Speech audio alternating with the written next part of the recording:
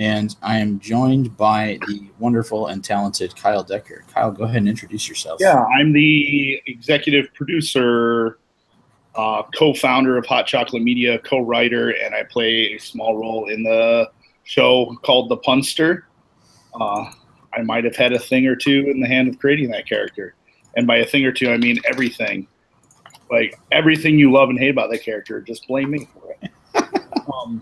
Yeah, pretty much. It sounds about right. I hate, like, yeah. Yeah, we launched a Season 2 Kickstarter. We got a great response of Season 1, and we hope that we can make some more because it was a really fun world to play in, and we want to go back to that sandbox. Right. Yeah, I think, the support that we got for doing Season 1 was just really huge. We had a lot of people telling us that it was really important, and life kind of got in the way for a while. We've been trying to figure out a way to make this thing happen, and we're absolutely delighted that we've gotten a chance to come back and try and do this. So yeah, we're here to answer questions. We have some kind of little improv games and comic stuff we can talk about. If there's not that many questions, but if there's anything that's weighing heavy on you guys, or if there's something that's you want to know about, please let us know, and we'll answer as best as we can. Yeah. We've had a lot of irons in the fire, but this is something we always wanted to come back to. So we're excited to hopefully be back and get the support to make this happen. Yeah. So Kyle, maybe just to get us started, you want to talk about the experience of kind of playing the Punster, what it's like to be on the Super Academy set? Sure. Well, Super Academy sets, we shot Season 1. We had so many locations, and we filmed the scene with the Punster was our Season 1 cold open, which we filmed in a place called Cave Paper in downtown Minneapolis. Really cool place, kind of dark, kind of very wet because they make homemade paper and stuff there. Damnness, but it had this cool freight elevator and lots of shadows and archways and dark corners that really made for essentially what we wanted to be a place where two supervillains would escape / hang out. Right. And that whole sequence with the freight elevator, the chase and going up that elevator, that was something we didn't plan. It just happened to be in the location. We're like, well, yeah, we wanted to make this chase has to go in the freight elevator, clearly. Yeah, well, and the best part is little movie magic is where it looks like Power Kid and Dapper Dan do the fight on two separate levels. It's the same level, just with two different camera angles and some very clever editing to make it look. I mean, that's movie magic for you, which was fun. Yeah. Malcolm, I love you. I'm live streaming. You need to go take care of your mommy. All right, that is my 4-year-old son, who was much smaller during the original filming of Super King. We've got a couple of questions here. So the first one comes from Gandalf Monkey. Who is your favorite character? I mean, I love the Punster. I mean, it's those who know me. I do a lot of stage. Here in the Twin Cities, I do tons of acting and performing. I do improv. I'm a street performer at the Minnesota Renaissance Festival. And wordplay is a strong part of what I like to do when I perform. So the Punster is like of that turned to 11. So I really enjoy it. There was a particular inspiration that you took that I remember you talking about with there was like a Vincent Price character, like Mr. Eggs or something like that. Yes. So originally, Super Academy, hopefully you notice it, is kind of Jacob, Ben, and I's love letter to superheroes in a lot of ways. Superheroes are a cool genre, and they're obviously popular by the number of big movies and all we get everywhere. But I've loved superheroes from a young age, starting with the Batman animated series was kind of my first exposure to superheroes, and I've just fallen in love. But I also watched as a kid on public access. They played the Adam West Batman TV series like in the afternoon. I'd get home from my paper route. They'd play Power Rangers and then 2 episodes of the old school Batman TV show. And I would get home after my paper route, and watch one or 2 episodes of Adam West Batman almost every day after school. And I just love the kind of cheesy, campy, you know, kind of the golden age of superheroes, and the Punster's kind of our love letter to that. Yeah. And specifically, there's a character called Egghead, played by Vincent Price. That's what it was. He was an egg. He had a big dome. He was super smart, but not only did he speak almost exclusively in puns, he spoke exclusively in egg and sometimes chicken-related puns, which is hyper. Like, they did more than one episode with him with someone that specialized, and he wore all yellow, and his hideout was in a egg factory, or like a chicken egg. It was so ridiculous, like over the top. I mean, we're talking about, you know, Adam West Batman. You think our Punster's cheesy? I mean, literally a line in the Batman movie is they get a riddle from the Riddler. He goes, "What's dangerous?" and sits in a tree, and Robin goes, "A sparrow with a sniper rifle."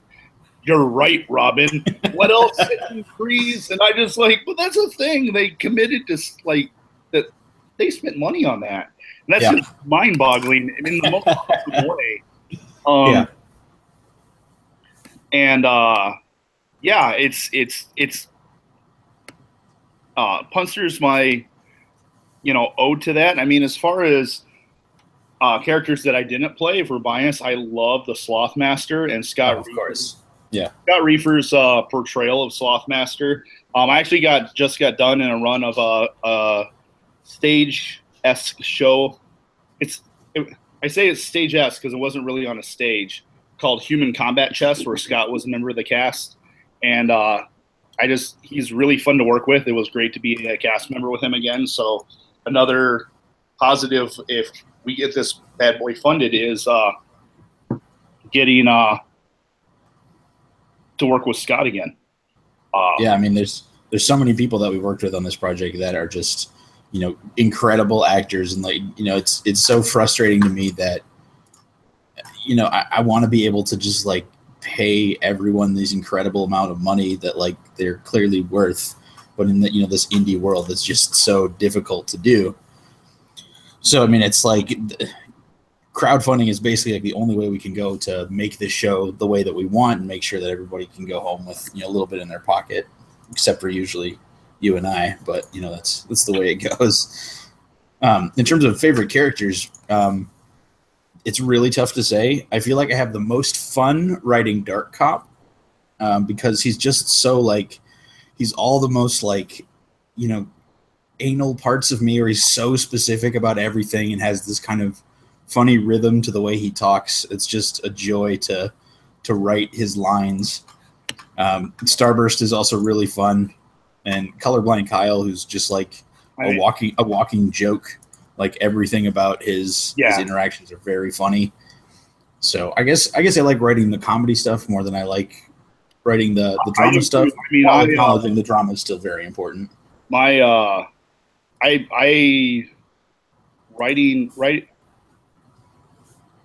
wrote a lot of Starburst dialogue, and I enjoyed. I pulled from a lot of. I served in the Marine Corps, and in college, I was able to pull a lot of real life inspiration from that and turn it to 11. Like, anytime you do with all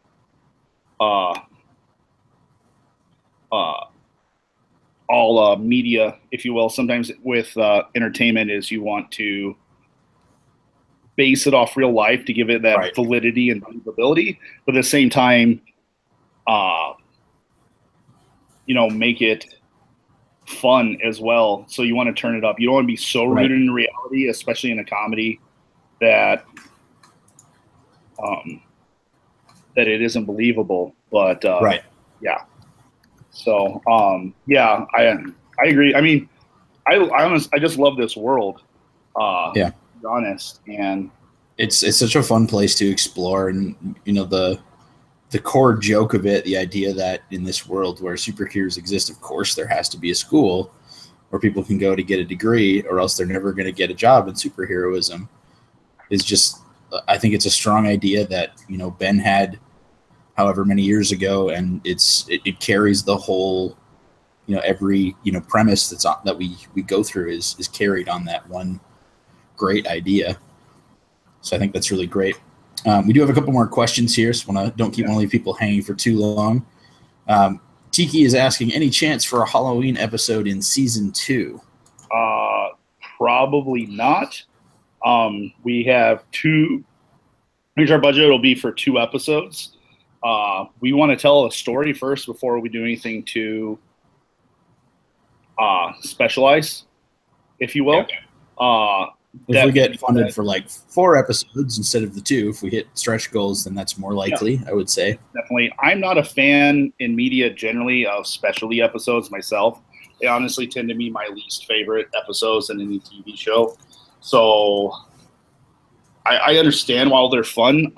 If we can somehow make it not about Halloween and just happen to take place in Halloween, then sure, maybe. But me personally, it's not something I want to really. I don't want to dive into an episode about a Halloween party or anything, to be honest. I think we'll probably have already. We have Daniel and Jody, so thank you. Yay! Thank you for contributing, fellows. I think the idea about what you're saying about theme episodes is true. We do have a stretch goal at the 18K mark for a musical, which is something that I've been wanting to do for freaking forever. And I've got all these little like tunes and ideas in my head. The sort of premise about the punster creating a doomsday weapon, which in reality just makes it a musical, is something that I've had since the end of season 1. And I would really like a chance to make that just because it's something I've never done before. And the characters are perfect for doing a fun, outlandish musical. Whether or not we get there, it's a question mark, but that's okay. I think we'll see some kind of like Starburst party or some kind of like big event happening in season 2. Whether or not that's the connection to like a central premise of an episode, who knows? But I think there'll be some elements of party culture because it is a show about a college in a lot of ways. So I think we'll have some kind of things that venture close to that sort of territory. And I think there's lots of opportunity for people who wear costumes putting on other costumes. That's pretty funny. So, yeah. All right, let's take a look and see other ones here. Blue Dragon 5 wants to know, how long can we expect the season 2 episodes to be? Probably about the same as the other season 1 episodes, 15 to 25 minutes long. So, I mean, that's kind of what we've budgeted for, is doing episodes of the same length. Yeah. So we last time around we wrote every script to be somewhere between 20 and 25 pages, and some of the things that we write get crushed down into more specific things. So when we have lots of fights, or when we have lots of like montage stuff, that tends to be longer on the page than it actually is in the final video. To be around the same space, we're aiming for every episode to be around 20-22 minutes, like you get for a an on-screen TV show. But some stuff will get cut down, and we don't have tons of money to go back and shoot. So if there's something that's not working, then the reality is we'll cut it out to make the product better. So it's going to be probably around the 20-minute range is the long and short of it. So yeah, it's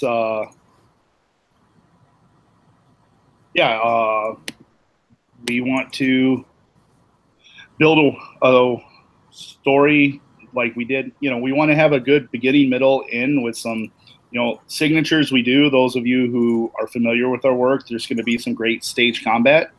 The Twin Cities is filled with tons of great actor combatants and fight choreographers. We want to work with those people, give them work, and give them opportunity to show off their work in film rather than the usual stage they do, which is a pretty cool thing to do.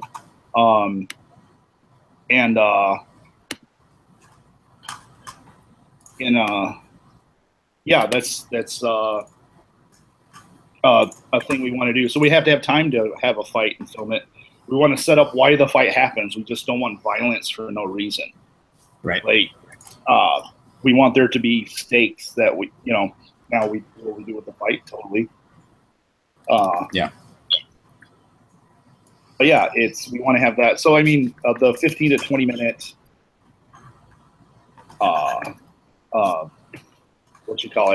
format really bodes well for that. Yeah, definitely. So, all right, here's one that's going to be contentious, I think. So Gandalf Monkey wants to know our favorite DC hero and our favorite Marvel hero. Do you want to start, or should I start here? I mean, I don't think it's contentious. I don't understand the DC Marvel rivalry. I like superheroes and I like comic books. I like a good story with people with superheroes because there's some really fun things you can do. I'm just trying to drive the drama a little, Kyle. What's that? I'm just trying to drive the drama a little. No, the biggest thing you can do is tell boring stories. And right now, at least in films, with the exception of Wonder Woman, which was excellent, DC is telling boring stories that I don't care about, and Marvel is telling fun stories. So as far as film, yes, is the Marvel Cinematic Universe more fun than the DC animated or DC Cinematic Universe? Hell yeah, it is. Because they know how to have fun and tell a not boring story. But honestly, some of my favorite heroes and villains come from the DC universe. So, I mean, I really like Batman when he's Detective Batman. He's probably my favorite. I don't like Kung Fu Action Batman that we get a lot. I like Batman when he is a detective and he's figured things out. And he fights when he has to, but ultimately he's about solving crimes, not punching people. That's that. And then I'm really, really, really, really fond of Booster Gold. Yeah. More than most human beings are. He's an interesting character because by all regards, he shouldn't be a hero, right? He's a jerk. He's a glory hound. At the same time, I think he's one of the most realistic portrayal of someone who had powers or equipment like him, what they would do. Like, I think his approach to superheroism, wanting to be famous and make money, is a very human approach to build a character. He's not some uncorruptible Boy Scout like freaking Superman, and he's not some friggin' billionaire with parental issues like Batman. He's just a dude who wants to be famous and meet attractive people and date them and make lots of money. Like, that's something a lot of people can relate to. But he wants to do it while wearing a ostentatious superhero costume and have a robot sidekick. A robot sidekick. And then, but he's had some really great arcs where he actually finds out what it means to be a hero and makes some real sacrifices. One of the coolest parts, he usually does it without fanfare or anything because it's something that needs to be done. And that's where he discovers being a hero doesn't always go along with fanfare. So I really, really like that from when they do stories. When they just make him out to be like a douchebag, you know, kind of frat boy. I mean, there's Starburst is definitely our kind of nod to the douchebag Booster Gold. But I honestly think it would be fun. Owen is a great actor. We could probably have some fun. Maybe we'll play around with an redemption arc for Starburst in season 2.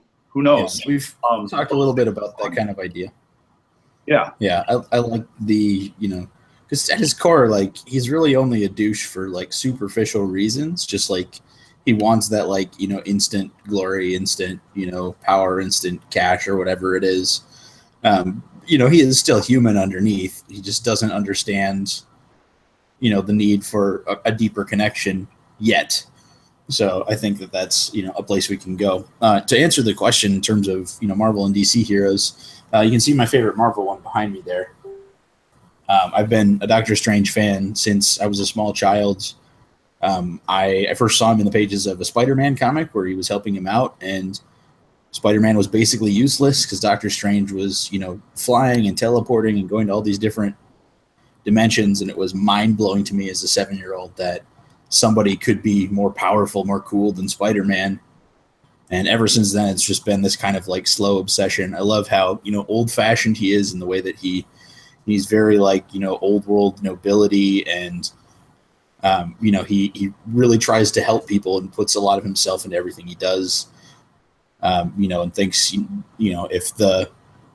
considering how many terrible, dark things there are out beyond the cosmos in other dimensions, we should really just spend the precious little time that we have taking care of each other and, doing what we need to do. And that's a philosophy that I've always thought was really interesting, and it's a character that I've always loved.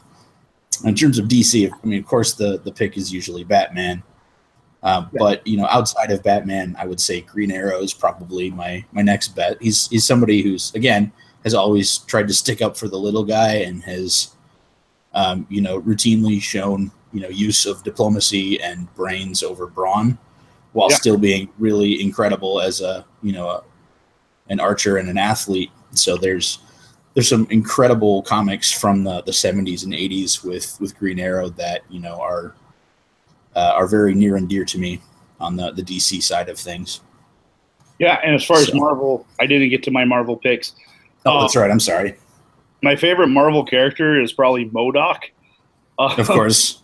Because he's a giant brain with AI that there's some really enjoyable, funny arcs with him because he's so over the top and ridiculous. And one of my greatest dreams would be somehow for the Marvel Cinematic Kevin Feige and company to figure out how to make him work in the cinematic universe and the more.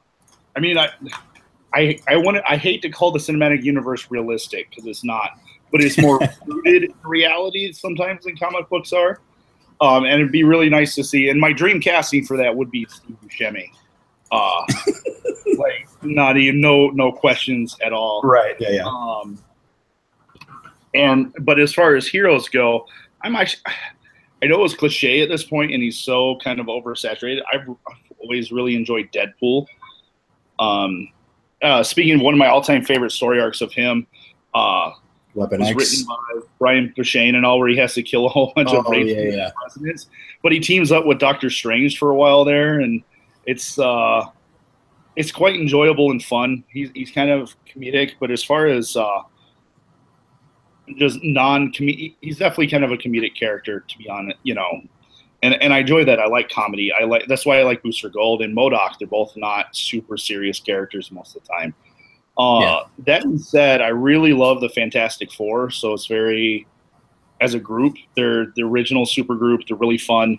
I really don't like what's been done to them in the comics as of late, and they've never made a good movie, sadly. But I mean, Ben Grimm is such a great tragic character.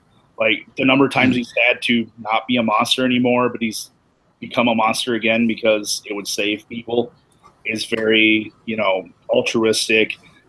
Same with Johnny Storm has said many times to, kind of learn how not to be a cocky brat and everything. He's had some real growth. Susan Storm, once they realized, wait, invisibility and force fields is really powerful, and they really had her enter her own and everything. And the whole time, Reed Richards, by all accounts, should probably be a supervillain. I mean, honestly, with his background and mindset, and yet he managed for the most part, with the exception of the Civil War storyline. I was just going to say, he's a huge asshole in Civil War. Well, some people don't like what they did with the Civil War storyline in the movies. I love it because there's real, you can make an argument for either side in the film. In the comics, you were on Cap's side 100% because Tony Stark and Reed Richards were not only evil, they were mustache-twirlingly evil. The Civil War comic book storyline was a cool concept that I thought was poorly executed.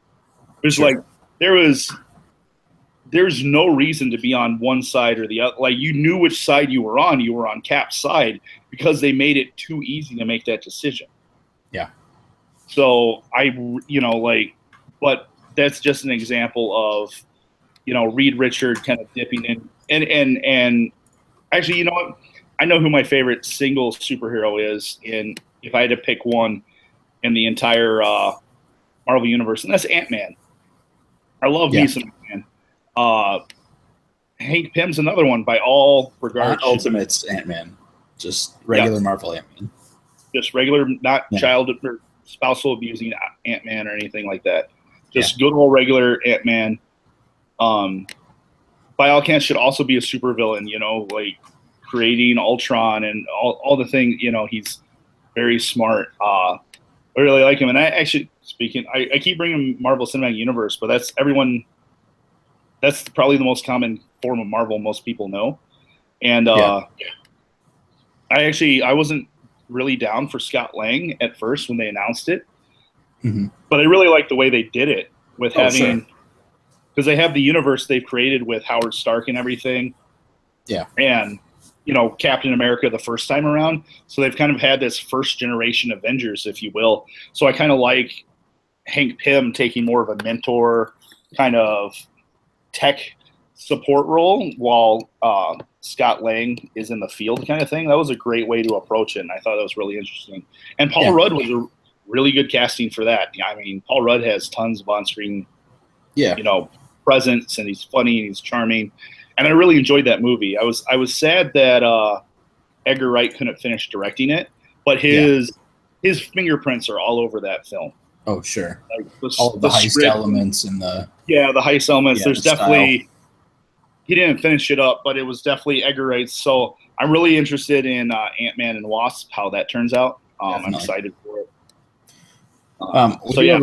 We do have a bunch more questions that I want to get to here, just to make sure we get through all of them.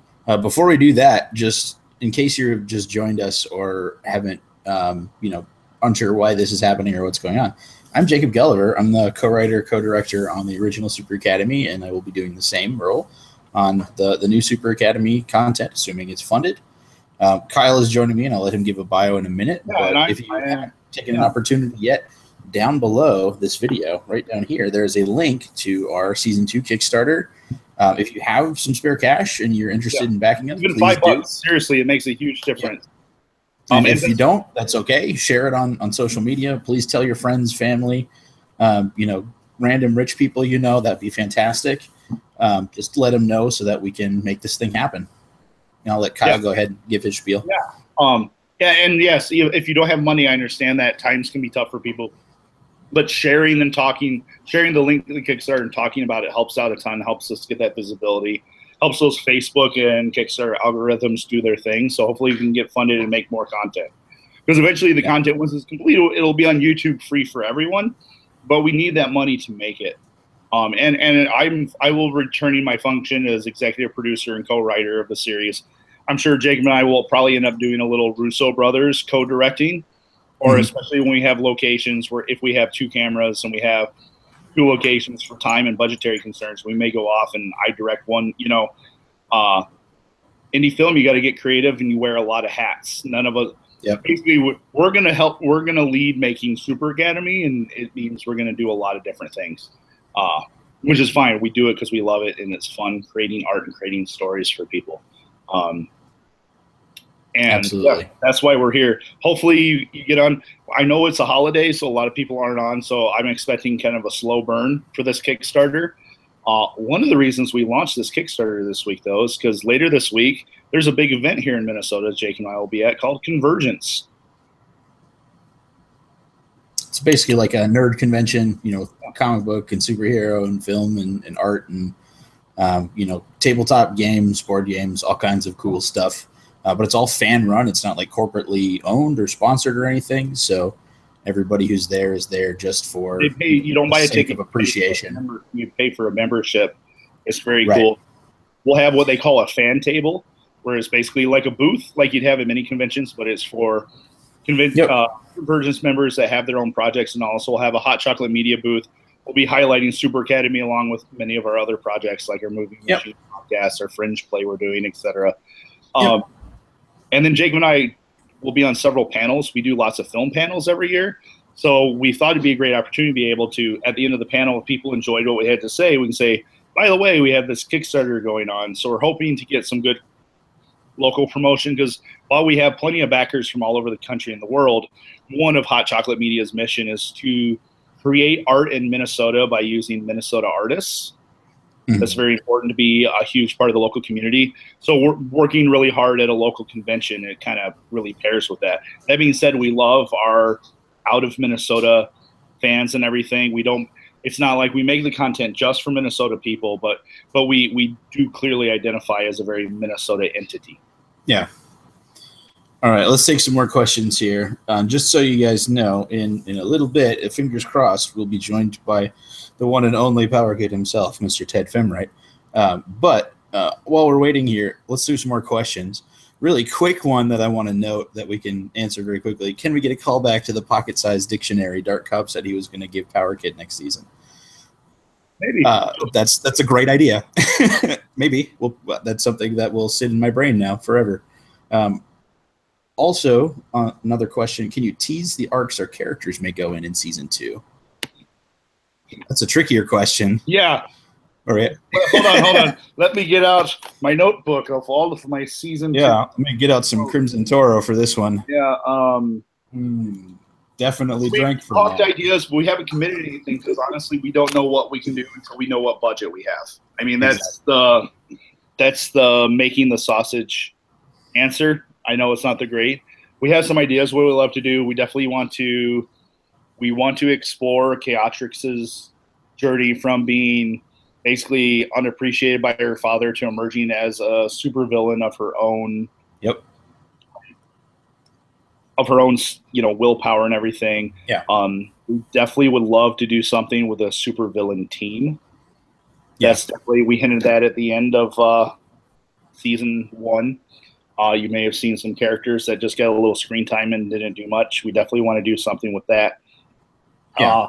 We definitely want to show the main characters doing more in school. We've talked about doing a costuming class and some other fun things. So yeah. We've also talked about potentially doing in an episode that has has a team of the teachers working together potentially. So all on the table. Right. I think we want to develop the characters we have. A lot of media has this tendency when they hit season 2 or when they hit the second movie in the arc, they introduce 10 new characters, and then the characters that you got invested in before don't get as much screen time. They're not developed. That sucks. We don't want to do that. We want to develop the characters we've got. Of course, there will be some new characters, but we want to see where we can take the characters from here. We want to explore more the relationship with Power Kid and Dark Cop as best bros forever. I think at the beginning of season 2, maybe the friendship between Power Kid and Glyph has worsened a little bit because she kind of feels a little bit let down by the ending of season 1 with this secret that she's kind of figured out at this point. But in terms of where we actually take that, it depends on how many episodes we get, because we have to figure out how much screen time we're actually going to have with each of the characters. So that's kind of what we can say, really. Yeah, there's some things we would love to talk about, but we don't want to spoil anything either. Let's just say we're passionate about this world. We want to tell a great story, and I think since we're the ones that either, if we didn't create the characters we're writing about, we're definitely have written enough stories about them where we feel some sense of ownership of these characters, if you will. Yeah. That we're not going to do anything that betrays that kind of passion and ownership of those characters. Yeah. So, I mean, we want to tell a great story at the end of the day. Right. And we are going to use the characters that best tell that story. Mm-hmm. So, sorry, that's as much a political answer without spoiling too much. Right. Yeah. All right. Any points of reference for the tone of musical episode you can share? It's from Blue Dragon 5. Oh, it's going to be goofy. We want to be goofy. It'll definitely be something along the lines of the Music Maestro episode of Batman Brave and the Bold, kind of over the top, silly. The Punster will probably be involved. It's I mean, we want to. I think we'll see some of like the fourth wall broken kind of stuff, and in terms of like points of reference, it's tough to say. Like we'll have a lot of different styles of music, but I think musical episode of a TV show ever is a goofy Canadian show called Todd and the Book of Pure Evil, and it's like this great like campy heavy metal rock opera that they do, and it's just like they put all this emphasis and weight, like this emotional dramatic weight on just really dumb stuff, and it's so good. And I think that's kind of the space that we want to go to, but I think it'll be, we want it to be goofy, we want it to be fun, we want it to be memorable, and we want our songs to be danceable, something that people can kind of like jam along and go with it. So I would say that's probably the closest. Do you have a favorite musical episode of a show or a musical scene, Kyle? I mentioned one that I really love. I really like the Music Maestro episode of Batman Brave and the Bold. a very underrated series, in my opinion.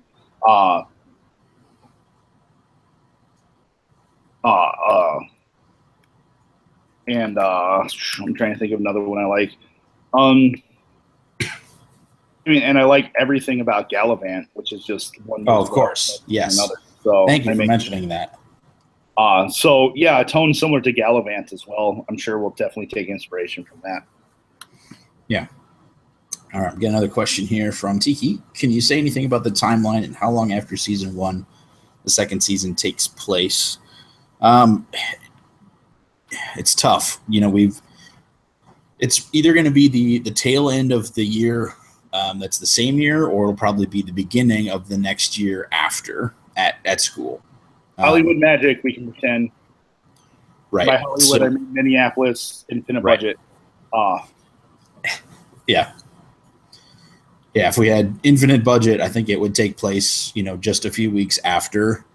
We would go with that, but depending on, what locations and who we can get, then, might be later than that, or it might be, if it takes us a while to get rolling, it might not make sense to make it so close after. So, but we're aiming to shoot this fall and winter, release sometime next year. And we can always do a timesheet, and with the time between series, it could be that's a very believable thing too. So, yeah. We had another backer come in, Mike. So I want to thank you, Mike. Thank you, Mike. It was a little while ago, but yeah. I think one thing we should mention is the amount of money we're raising, if anyone's curious, and why it's more for less episodes than season 1. It's addressed in the Kickstarter, but so when we did season 1, we cashed in a lot of professional favors from a lot of super talented people.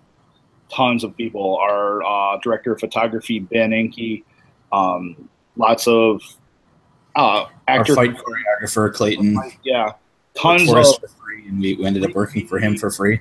Yeah, we basically got thousands of dollars of free skill and time given to us. Thousands. Like, if we paid everyone what they were worth, or their market rate, what they should get paid for the work they did, this was easily $100,000 project for season 1, and we spent significant, but a fraction of that. Right. So this time we're aiming 2 episodes for raising $12,000. Now we got to factor in Kickstarter fees and everything. So after those are factored in, basically looking at about $10,000 for 2 episodes. Yep. $5,000 an episode, and that is to pay everyone. It's not going to be tons, but it's acknowledging that people's time is worth money, their time and talent's worth money, and paying them in that regard, and that is budgeted into there. So artists die of exposure all the time, if you will. So we don't want to pay people in exposure. It's very much. We agreed to do season 2 only if we could raise enough money to pay everyone. Yep. Another question here. Any chance of more of those short videos like we got between the pilot and season 1 with the character segments? That would be awesome. I need money to make that, and I don't think either of us have spare cash. We kind of did those because season 1 got close, but it didn't quite make the goal, and we wanted to drive traffic and drive people. I think we have a little bit of an established background now, so like people know a little bit about who we are and what we can do.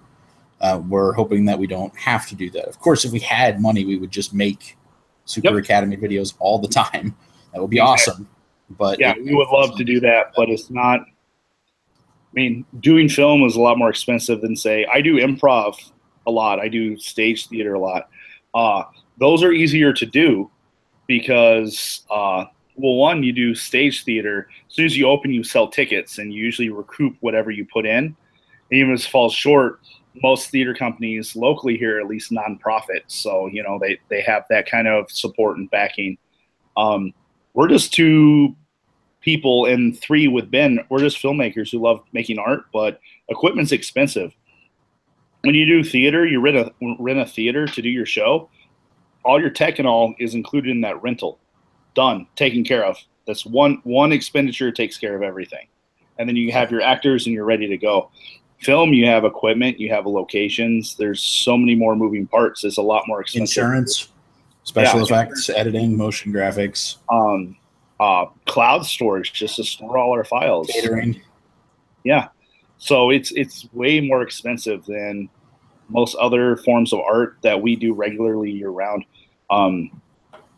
It's definitely cheaper than it was 10, 15 years ago, thanks to digital filmmaking techniques and all. It's definitely accessible by people like us, but we do need a little help from you guys out there. Yeah. All right, another question here from Blue Dragon 5. Favorite moments filming season 1 that we can recall? You have one off the top of your head there? One off the top of my head, I really enjoyed in episode 3, the one where Glyph goes inside her own head and confronts the Dream Slayers. When we filmed on the blue screen, the really cheesy Dr. Phantasm segments. Those were the first things we filmed too. So hard because it was so cheesy and everything. I took some pictures and not everyone understood what we were doing. I'm like, no, we're making a show within a show, and the show within a show is intentionally cheesy, because it's a low budget sci-fi show from the 70s. But doing that, the actors we had were so on board for the goofiness and all. That was really fun. And then within that same episode, the big fight we filmed with the more grotesque Dream Slayers and everything, the big sword fight. We had GoPros on the actors' heads and all. That was just a really fun day of shooting. The fight actor combatants were really down and having a good time. Fun fact, Andy Gullickson, who played Darkhawk, is one of the Dream Slayers in that fight. Yep. And it's Hunter Teasley, who played Titan. The one who sparred with Corona in the second episode. No, and that was a really fun day of shooting. Yeah. It took a lot. I mean, there's a lot of moving parts. Basically, you're filming outdoor on location, a very complicated choreographed fight with multiple angles and everything, but it was tremendously rewarding. Yeah. And the end result, honestly, that's probably visually one of my favorite moments of the whole series is that fight. Is if I ever put a producer's reel together, that'll be on it for sure. Yeah. All right, let's get some more questions here. Were characters like Booster Gold an inspiration for Starburst? Totally. We already answered that. Yes. Yeah. Every douchey character that has been in a comic, every just rude. I mean, there's a lot of Guy Gardner in them too.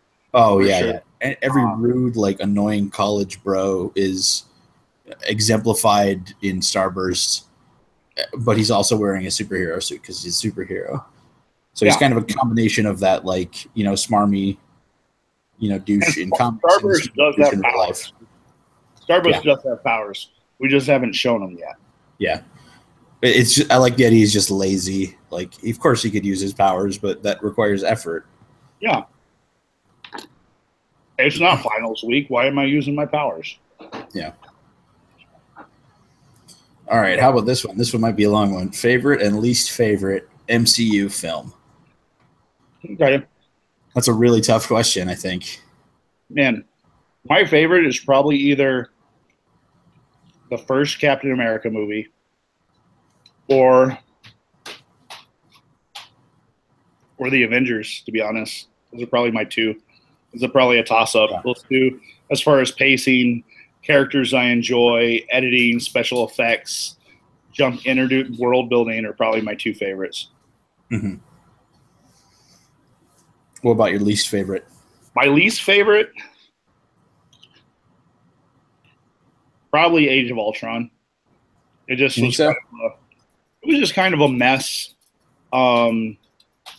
There's some great performances, like Spader as Ultron was great and everything.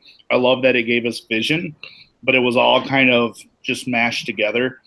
And that ham-fisted way that Joss Whedon made us think that Hawkeye was going to die, and they turned around and all. It was just all kind of – it was Joss Whedon at his most Joss. and pushed a little too far for you? A little too far. I think some people should have told him no. Sure. Okay. Well, I'm a little biased, but I'm always going to vote for Strange, just because it's like a dream come true for me to see it on the big screen. It's been rumored for so long before they actually made it, and it could have been just absolute garbage, because Doctor Strange has been handled very poorly by a lot of writers, but when they get it right, it's just perfect.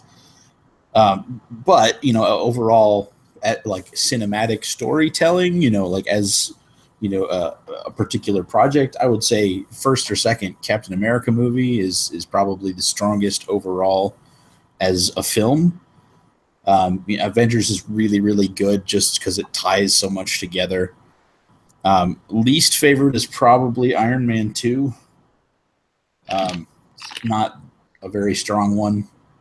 Kind of pushed a lot of the good things that were established with the MCU too far. Got a little bit too goofy, too hammy, and it took away some of the great, real character drama that was there. For the first one. And the two actors who played villains are just kind of wasted. Two great actors that were just kind of meh. Yeah.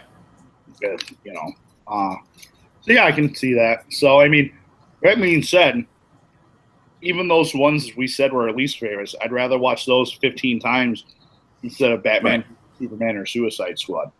Right. Yeah. They're even Marvel's worst films are still watchable. Oh yeah.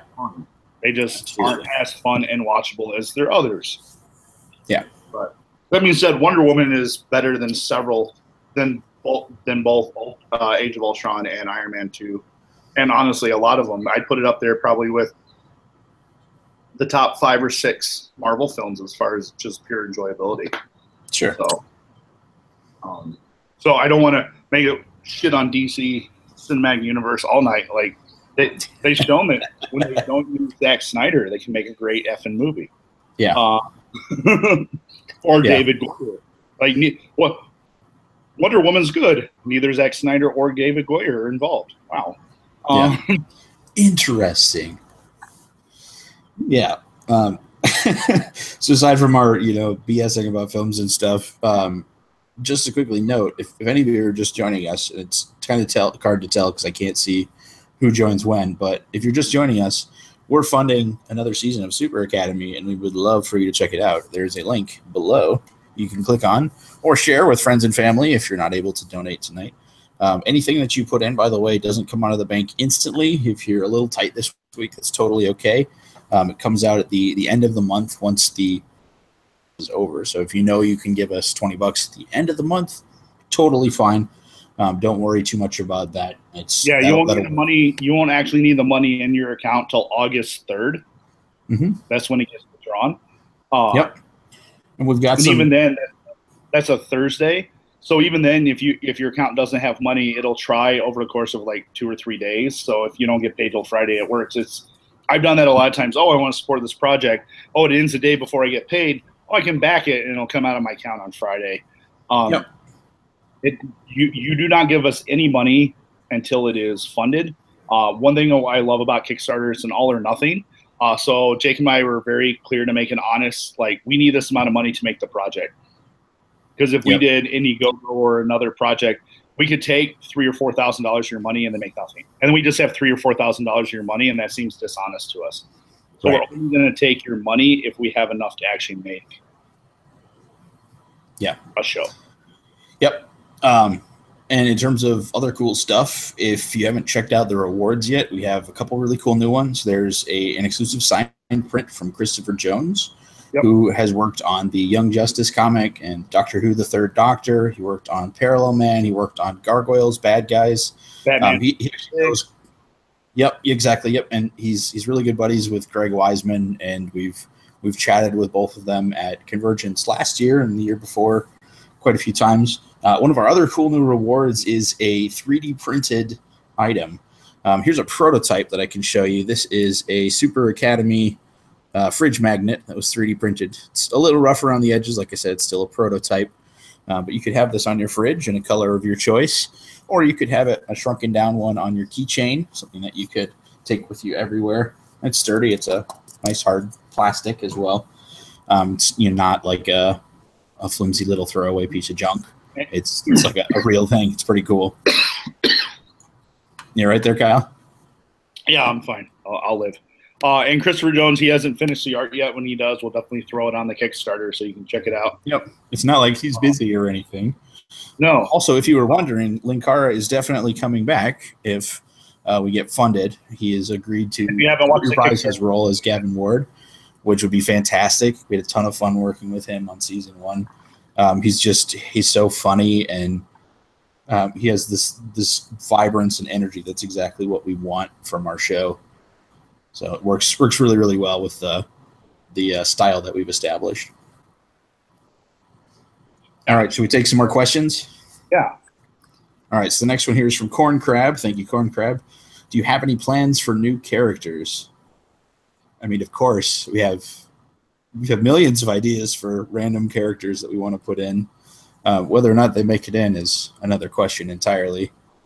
I think we joked several times about like a romantic interest for Slothmaster, just like as a background character or like a running joke would be really, really funny.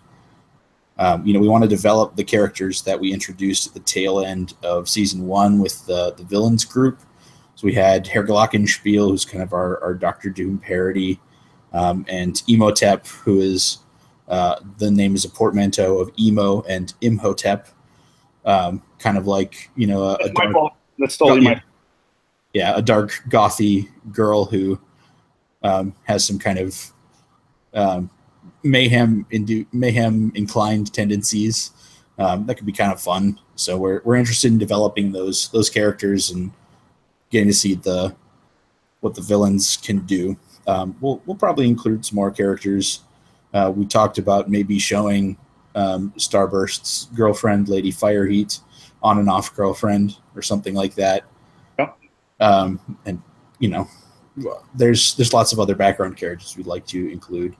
But we are also talking about doing another character creation live stream where we'll have artists, as long as we can nail down a time and a couple artists who can do the work, then that would be great.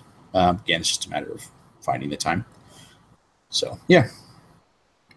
Anything that you would want to introduce, Kyle, or anything that you had in mind that I missed? As far as new characters, a lot of it will come organically in the writing process, and we'll figure it out.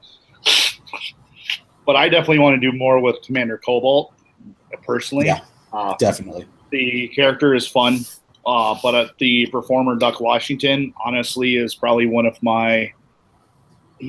Duck Washington is an uber-talented playwright, actor, performer here in the Twin Cities, and I look up to him as a performer. I think he's one of the preeminent performers in the Twin Cities.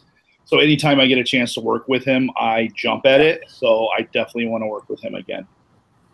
So yeah, we got a new backer, Tim. So I want to say thank you, Tim. Yay, thank you, Tim. So I think we have a percentage of money back now. So it no longer says 0% funded, even though it's funded. So yay, thank you everyone who's donated. Yeah. Pugs the Big wants to know, do you like Next Wave? I think that's the Agents of Hate. Did you ever read that one, Kyle? No, I did not. I have a 4-year-old, so consuming new... I honestly haven't read new comics in a while. Yeah. I try and keep up with them on Reddit and everything and read summaries and whatnot. Yeah. But I don't really actively read it. I basically wait till something is out in trade paperback and someone recommends it to me, and then I read it. Currently, I'm reading Saga that way, Saga's amazing. Well, that's basically how I consume comic books. Unfortunately, I'm one of those trade paperback casuals. Yeah, on the casual, of course. Yeah, I have a vague recollection of reading Next Wave. If it's the one I'm thinking about, like 8 or 9 years ago. To be honest with you, I don't remember it that well. If it's something you love, then I don't want to step on it, and I really don't remember it that well. But I will pick it up again if you think it's worthwhile, Pugs. Let's see what else we got here. Blue Dragon is not asking a question there, but is belaboring the fact that they canceled Agent Carter. Agreed, totally. Alex Cousin wants to know if Ted is joining us. He is going to be joining us in a little bit here. He should just be getting home from work now, and he'll be hopping into the stream as soon as he's ready. He's out in sunny California, so it's just really 6 p.m. there. So right. So, and he's going to be coming back to Minnesota so we can film with him. Another reason we need more money than we did last time. Right. We got to get Ted here and get him back. However, Ted very kindly offered to play the part for free. We just need to transport him back and forth. So we're delighted to have Ted on board. He's a pleasure to work with. And I think it's going to be awesome. Blue Dragon also wants to know if we're going to upgrade Power Kid's costume a little. Yes, that is something we've planned. Yeah, we've planned that for a while. Kyle mentioned a costume class before, which is something we're interested in. And maybe he learns how to make a better costume, or maybe he, maybe there's another way he gets a costume. We'll leave that up in the air for now, so we have some ideas about how to handle that, but don't want to say too much. But yes, there will be some upgrades to costumes for most of the cast. Not everybody will get a costume upgrade, but a good number of characters will have some kind of improvement. Yeah. So that would be good. Kyle, is there anything specific that you want to see upgraded with our characters, or anything that you're particularly excited about? I would love if we can have the budget to put Glyph in some armor at some point. Yeah. The sword fighting. That's definitely something I would love to do. As far as specifically, I definitely want to update Power Kid's costume a little bit. Maybe some leather, just something cool. Yeah. But we wanted to have that same signature Power Kid goofball at the same time. So it'll be a balance between us two. Yeah. I think off the top of my head, I definitely want to completely redo Chaotrix's costume as she's become her own villain. So that'll or at least enhance it. Mm-hmm. Yeah. Exactly.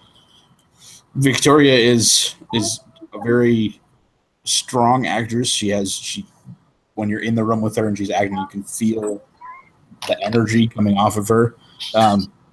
But we live in Minnesota, and it gets cold, and she has one of the slimmer costumes as far as warmth actually goes.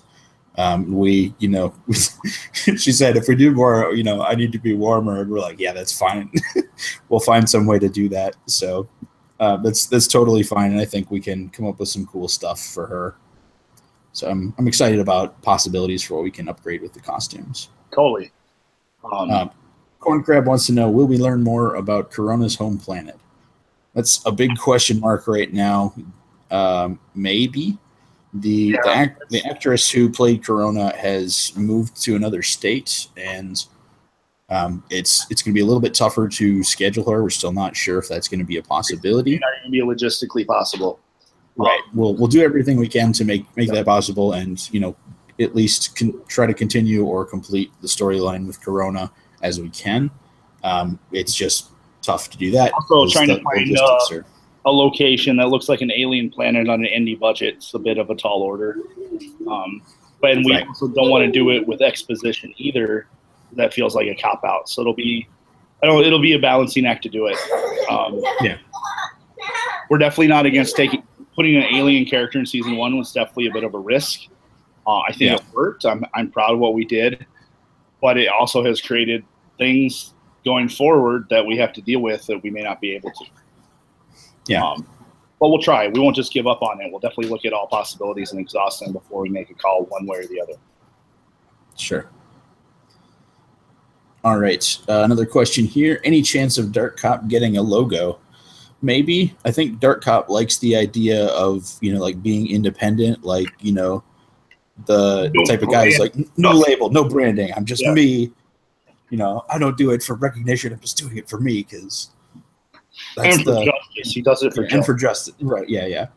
So, I mean, it's a possibility. We might have something. We did put like a little kind of logo thing together for the character poster last time around, but that was mostly just like, text of his name in a cool font. So maybe.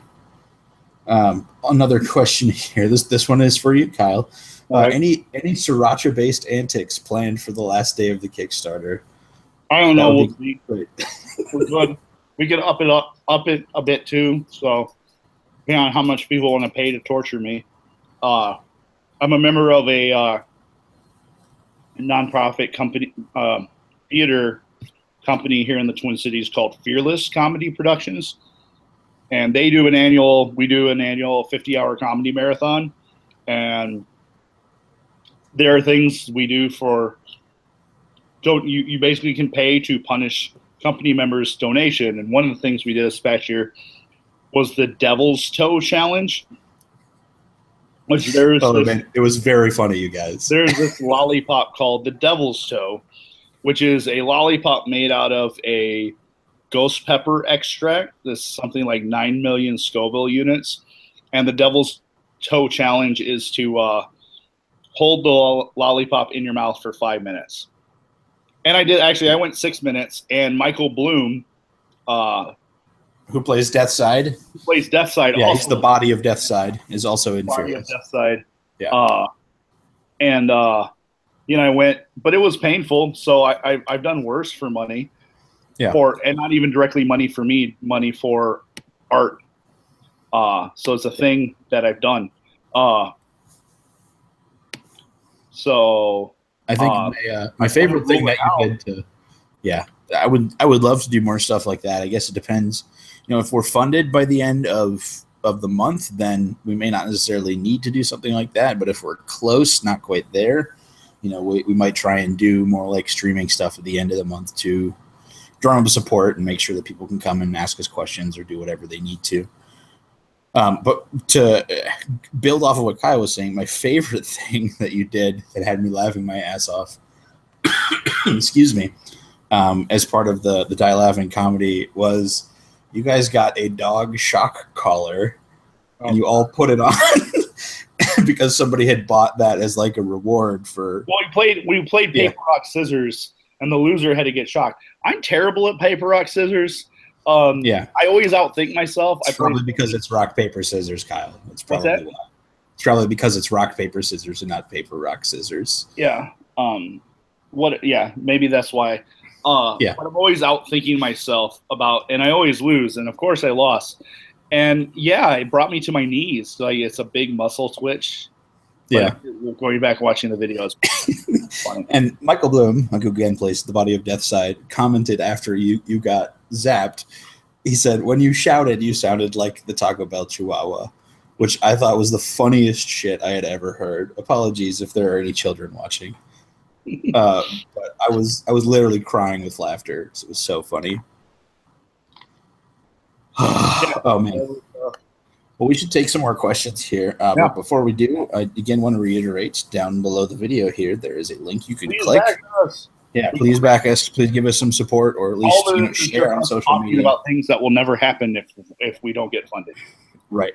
And passing it on to your friends, especially getting it outside of our circles. Like we know people who are interested and want to back us, but essentially that's all going to kind of repeat and come back so far. But the more directions we can send it out in, the more likely it is to happen.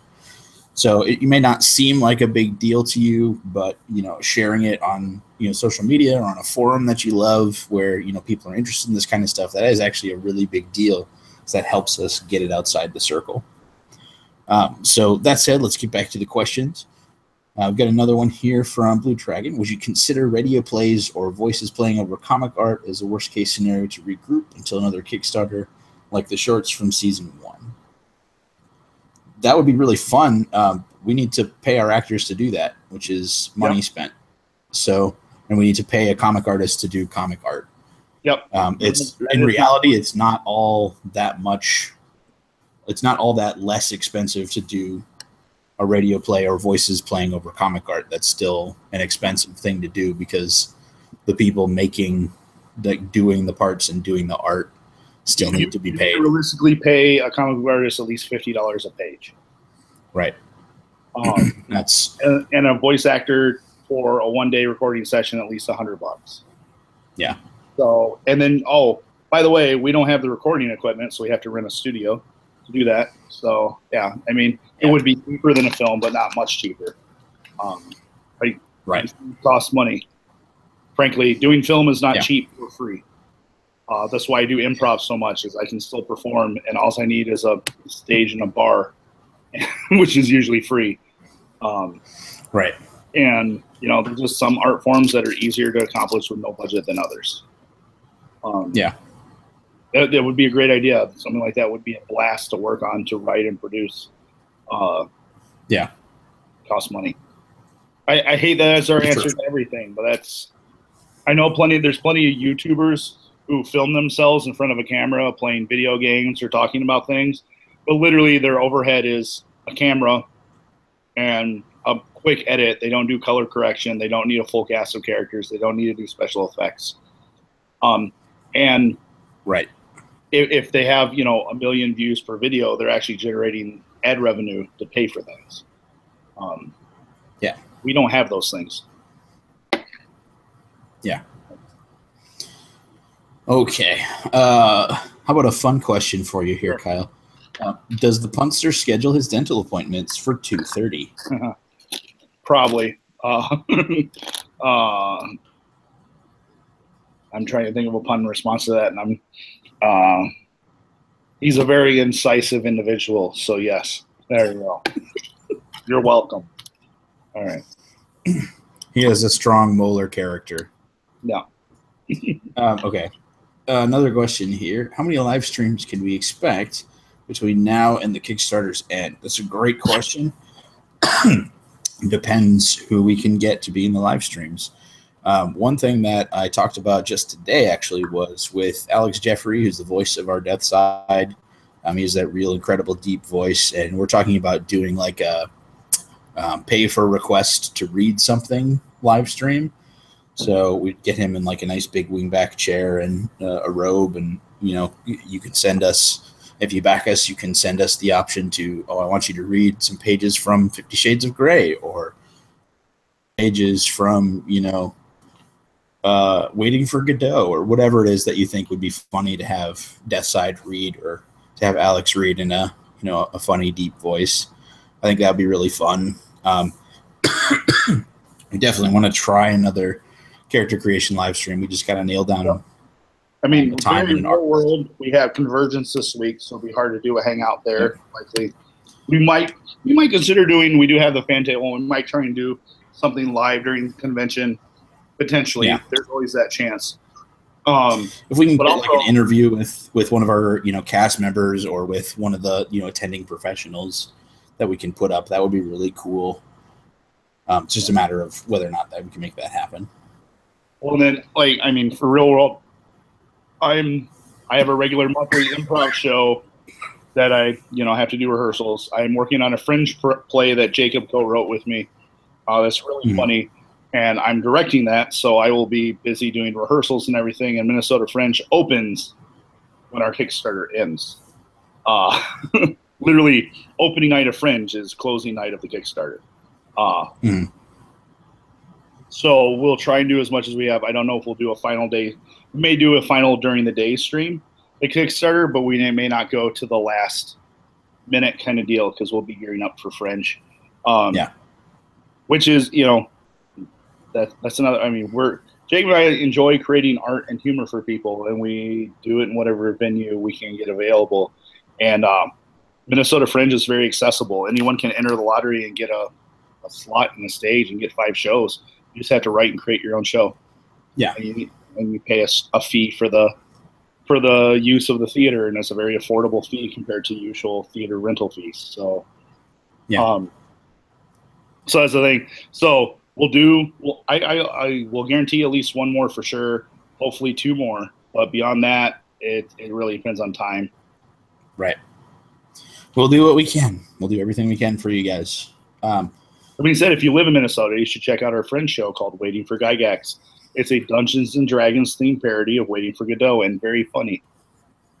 Yeah, it's very silly. It's about 2 monsters who took a terrible job in a dungeon so that they could try and test their might against the legendary warrior Gygax, named after Gary Gygax, one of the co-creators of D&D. And it's very silly and nerdy, and it's very similar to the kind of like fun style that you get in Super Academy and our other Hot Chocolate Media shows.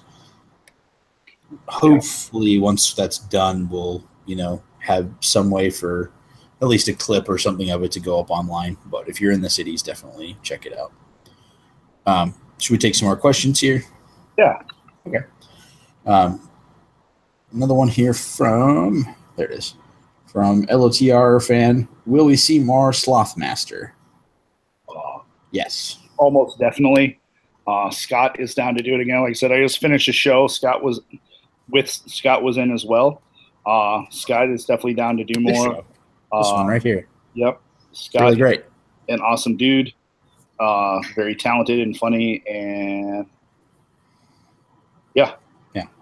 We love the character of Slothmaster. He's, I mean, it's not always easy because he kind of steals the scene, and there are places where we want to put him where it's like, yeah, but then we're going to detract from like the actual important stuff that's happening in the scene.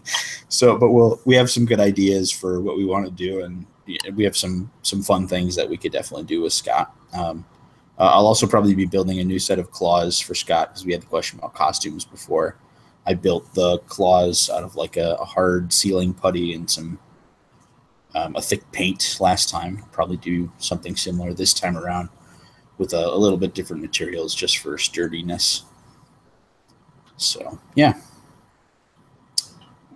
looks like there's a lot of support for the character creation stream. So hopefully we can make that happen. It's a good call. We have a correction. Apparently, Snyder was involved in the writing of Wonder Woman. Like how much though? I think he was very. He had the thing with his daughter and all. He's taken a huge step back. He may have a credit, but he probably had very little influence on it.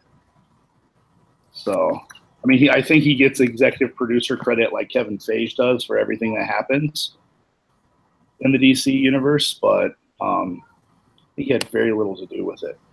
Yeah. It's pretty much Patty Jenkins' piece from beginning to end. So, yeah, I mean, you got a producer credit. He's getting story by, but I don't, you know, they give Jack Kirby story by credits in every freaking MCU story too. So yeah. But I mean, him writing is not nearly as bad. It's the movies that are really bad with him are the ones that David Goyer writes. David Goyer peaked at the some MFers always trying to ice skate uphill line in Blade. that was his peak achievement as a. It's almost funnier when you censor it too. Just like it's become so goofy that way. Oh man, yeah, lots of support for the character creation live stream idea, and some people seem to be pretty excited about that here. Blue Dragon wants to know how we feel about the show Supergirl. I enjoy it. I think the show Supergirl. I have not seen it. Yeah, I enjoy it. I think the first season, their entire hair and makeup team should have been fired and replaced with better people, because the costume and like special effects makeup stuff was just so bad. Aside from Martian Manhunter, it always detracted me. Whatever the villain of the week was, I was just like, this is some BS. This is so fakey and bad. I think they've improved that in season 2. It's as with all the other CW shows, it's soapy and there's campy moments, but there are some really good enjoyable moments. I think their star Melissa Benoist is quite good in the role. I think she does very well. I love David Harewood as Martian Manhunter as well. He's got the kind of good personality for the character. Portrays very well. If I would pay like $10 a month for an app that would edit all the CW shows to eliminate all the longing stares characters have for each other and pointless romance plots, and any discussions about why a character is going to stay behind. So if I could get just an app that edited all that crap that's in all those shows, so I could reduce the amount that I had to spend on Pointless, I would watch it. Like, what I've noticed with all the CW stuff, they start out great, and all of them to me have become unwatchable after season 2. So, but that being said, I've only watched I don't know about that, but Flash. Yeah. Like Flash, kind of the first 2 seasons of Flash are great, and I started watching season 3 and not enjoying it. So I felt like season 3 was more enjoyable than season 2 in a lot of ways of Flash, but that's this conversation for maybe another day. Yeah. And I think with all the CW shows, there's definitely like big hits and big misses in every season. It's because it's inconsistent writers, it's inconsistent writing, unfortunately. The episodes that are really great, and I'm stoked that there's a TV show on TV where we can, especially like 5 TV shows on TV where we have it's that good. But there are half a dozen just real stinkers in every season of Arrow, Flash, Legends of Tomorrow, and Supergirl. So it's just the way it's going to be. I'll take the bad ones so that I can get to the good ones. That's fine. Sure, and that's fair. Yeah. Okay. Should we take some more questions? Sure, go for it. All right. Ted did message me to say that he's almost ready, so he should be here pretty soon. Thanks for your patience with that, guys. I know it's exciting to have Ted in here again. The Boob Tube wants to know how we've all been. Thank you for asking. Been busy as super busy can be. Yeah. I almost said curse words. When you do art, like Jake and I both have day jobs, which we enjoy. It's great to pay the bills. But we're both passionate about creating art. I've personally had tons of opportunities to do that. I've been in several shows, either direct stage shows, either writing, directing, performing, which I've enjoyed. I have added more to my performer resume this year than probably in the last 3 years combined. And it eats up a lot of time, but man, is it fun. And I love it, and I don't want to stop. But when I do my own productions that eat up tons of people's times and have 10-hour shoots, that's why I want to pay people, because I don't get paid in every gig I do, but when I get paid, I feel it's a really good feeling. And I won't say that I perform better just because I get paid, but it makes it easier to throw a little more of yourself into a performance when you are getting paid. And it's just a good feeling. Like it shows that the producers appreciate you as a performer. It's like, even if it's a small amount of money, like $25 for one day of work, it's something, and it means a lot. And that's part of why we're running a Kickstarter. We just don't want to, we have done enough projects now. We can't just go, hey, we're doing a project. You want to come help us for free? It's, hey, we're doing this project. We appreciate your talent. Here's a day rate. Right. And, most of our cast and crew are not students anymore. They're not, getting started. They have, careers. They're paid to do other, film or video or theater gigs. And it's disingenuous of us to ask them to do it for us for free when they, have other paid work on the table. It's not something that's going to work very well. There's another question in the thread about what our goal is this time. We're aiming for 12. We're going to do 2 approximately 20-minute episodes with that, because we have to pay the people that we couldn't pay last time, or who generously volunteered. We're doing a 40-minute short film, if you will, which is long for a short. We're doing 2 short films for an amount that often, we're still very budget conscious show. Yep. Like you said, we're talking about paying everyone, but at the same time, we know how to stretch a dollar. Like $12,000 when you throw in Kickstarter fees, you're talking more like $10,000. And there's a graph breaking down how we budgeted things on the Kickstarter itself. We still stretch a dollar and get creative and everything. And we sit down and we did the math that what we need to pull this off. So yeah, I mean, there are some bonuses, like we don't have to buy a camera. I lucked into some lights that hopefully we'll test and they work, so we won't have to spend as much as lighting. Ben Enke, our cinematographer, has some more lights now as well. Yep. So we have that. We don't have to buy any sound gear this time around, theoretically. So those things do make our budget stretch a little more. Mm-hmm. But locations and insurance are still a thing. And people cost money, and you have to feed people. That's one of the things is people think feeding people on set is cheap. And you can do it somewhat budget consciously, but if you make a choice not to feed people absolute garbage, which is we don't like feeding people garbage, it costs a little bit of money to feed people healthy food to keep them going for a 10-hour shoot. And it's going to affect performance as well. We'll move slower, or we'll have, our actors and crew won't be happy if, they're just eating Domino's pizza every day. Yep. We give them pizza and Mountain Dew. That will not be, and our reputation locally as filmmakers will be, we're the Domino's pizza jerks. So we don't want to be those guys. Never be that guy, right? Right. So yeah, I mean, it's we're not complaining about these things. They're just the very real nuts and bolts of putting a film together. Yeah. We got another question here. Will you guys have cameos this time around? We're going to bring Linkara back. He's agreed to work with us again, which is fantastic. We had a ton of fun with him last time, having him play Gavin Ward, and I think there's still a lot of room to explore his character. We've barely graced the surface. So that's, I would say, is almost a little bigger than a cameo. We'd love to do more. It's just a matter of, getting somebody to come and do it. And, if they need, money to do the work, then we have to pay them to do it too.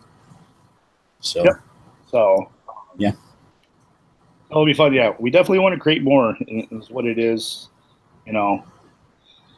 And if it doesn't succeed, we'll look to maybe doing some other kind of film, lower budget film project that's maybe not narrative based, some kind of video project. We've done some treatments of ones. We did one called Hardcore History in the past, which is a lot lower budget to produce. Badass History. Yeah, or Badass History, where, it's Alex Jeffrey giving you a kind of intense history lesson with some graphics, but it's mainly just him on camera with goofy cameos by us. So stuff like that could be a possibility of video creative things. We've talked about doing things like a show where me and a couple other guests eat mysterious food from like international markets and everything that we can't read the labels of and just eat them and react to them. That could be a thing. Who knows? Although I think shows like that are a little, you don't have to write a script. You don't have to rent lights. You don't have to do color correction. So we definitely want to make film projects under the Hot Chocolate Media label. Just particularly narrative film projects. Like, we want to tell a story. So I think we have, rich worlds that we've established here that, are still room to explore. Yeah. If you like Super Academy, we do have another series out there. It's called Fang and Talon that we made before. So if you are interested in, more stuff kind of like what we've done, then that's a distinct possibility for something you can check out and enjoy. It's a little bit more low budget than Super Academy was, but there's lots of good sword fights and great jokes written by the same people. So you probably like it. Sounds like Ted might be ready here, so I'm going to invite him and see if he can show up. Fingers crossed. Moment of truth.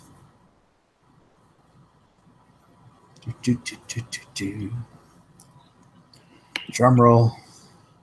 Dun, dun, dun, dun. Who knows? It may take him like 5 minutes to get. I don't know. He said he was ready.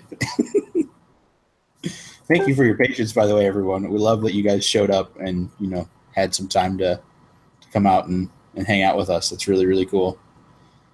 So, and thanks for all the questions. It's, we part of why we want to do this is just give a, I'm sure there's questions you guys have after, the wait between seasons. So we wanted to make sure we could address those questions and we just say thank you for what we've done and what we've thank you for your support. Put my foot in my mouth there. Yes, and we're truly, for those who watch, those who have backed Kickstarter in the past, those who are backing now, however you support the show, we do truly appreciate it. Yeah.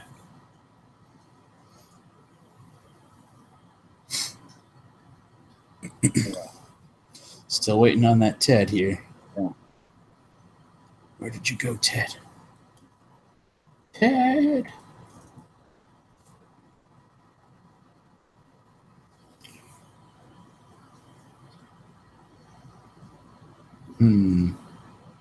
Must be having trouble. All right, let me look and see. Technical difficulties? No. We love Ted. All right, let's answer another question here while we're waiting.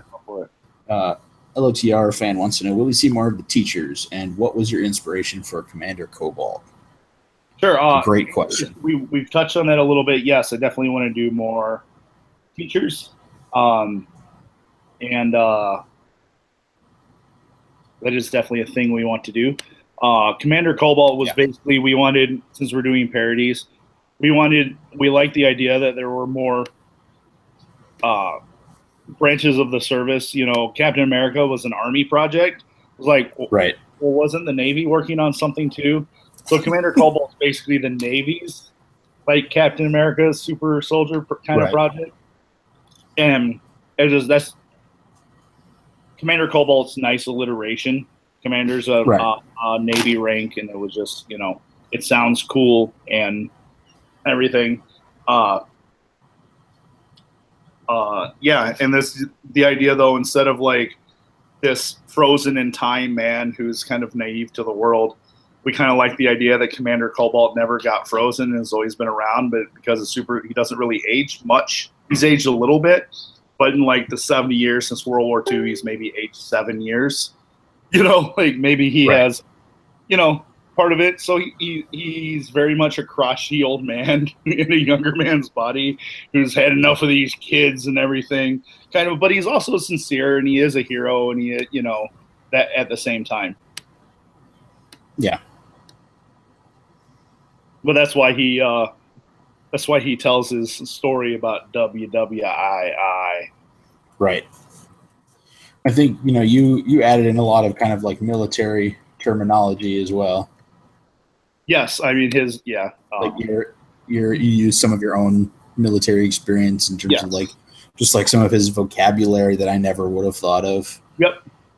But we let Duck kind of run wild with that too, just because he's such a strong improver. Duck's tremendous improvisational actor, performer. Yeah. So we kind of played to that strength as well. The whole story about the beauty pageant and the magic carpet all in episode 2, where he tells, that's just Duck. That we didn't write any of that. We just did several takes and like, tell some ridiculous story, Duck. And that was the one that was both really funny and not too R-rated. And we didn't filter it. And Duck just had fun with it. It was true. I was in awe just watching him come up with funny story after funny story. Yeah, there were 3 or 4 takes of that were all good, but all a different story. And we kind of had to make a call about which one would be used, as it were. Yeah. So, yeah. Ted's still having trouble. I'm sorry, guys. I'm trying to get him on here. You trying to do laptop or phone? I'm not sure. But I've sent the invite. Oh, it might be Ted. Are you there? Did it work? Yay! Where's your camera? Hi! Hey, there he is. What? Hey. All right. Hiya. Ted didn't fall in with the witches of technology. Hey, Ted. Hi, everybody. Oh, my God, it's working. Yeah. So yes, it's called technology. Sorry. Ted is joining us live from LA and is squealing excitedly, which is wonderful. So of course, hi, everybody. Yeah, Ted Femwright plays Power Kid in our show. Ted, we've been taking questions from people, so we've kind of been going through the list, and maybe we can ask you some of the ones that you might be interested in here. But if anybody else has questions specifically for Ted, then feel free to throw them in the chat, and I'll let them know here. I was watching the YouTube live stream, but I feel like that would be very bad if I was on this and watching it at the same time. Sure. Ted, that's how anomalies happen. Like you watch Rick and Morty, right? Yeah, don't let Rick and Morty happen. All right. Okay. I won't. I'll stop. I'll just do this then. I love your haircut, by the way. Thank you. Thought I looked sharp for con, so. I'm trying to decide what witty response I want for it. So, Here's the thing though, it's so humid today. Like the product's supposed to keep it more mohawky, but my hair is just absorbed all the humidity and sprung out. So that might be a thing, all convergence. Right. It's kind of like a big afro hawk. I want to say something, but I don't want to be offensive. I don't give a crap. I'm not to you. I'm not offensive to you. I'll be offensive to you all day. It's just other people. I don't want to be offensive. Yes, don't say anything racially insensitive. Keep it PG-13 just for. We're trying to sell a product here. Yeah. So now that Ted is here, one thing that I want to briefly mention again, down below, there's this little link you can click on. Please click on it and back us or share with your friends and family. And if you are interested in asking questions of Ted, there are some questions here. Please let us know. But of course, Ted, you have said you are coming back as Power Kid for season 2. Can you, before we get to like the questions, can you tell us a little bit about what the experience was like in terms of going from like when you were cast to, the end of season 1? Like, what are some of your favorite moments, stuff like that? Yeah, of course. Wow, it's been quite a journey when you think about it. Super Academy was the first thing that I was ever a part of. It was the very first acting role that I was privileged to be a part of.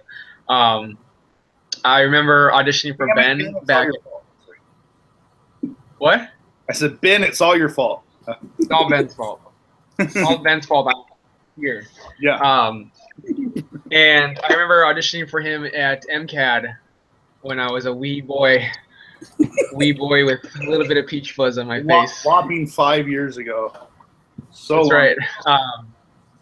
And I was just so nervous, and I think the nervousness helped with the character, because then I realized the scene that he was trying to audition for kind of played well for me, I guess, just because of my nervousness. So I lucked out, really, because I got nervous so much.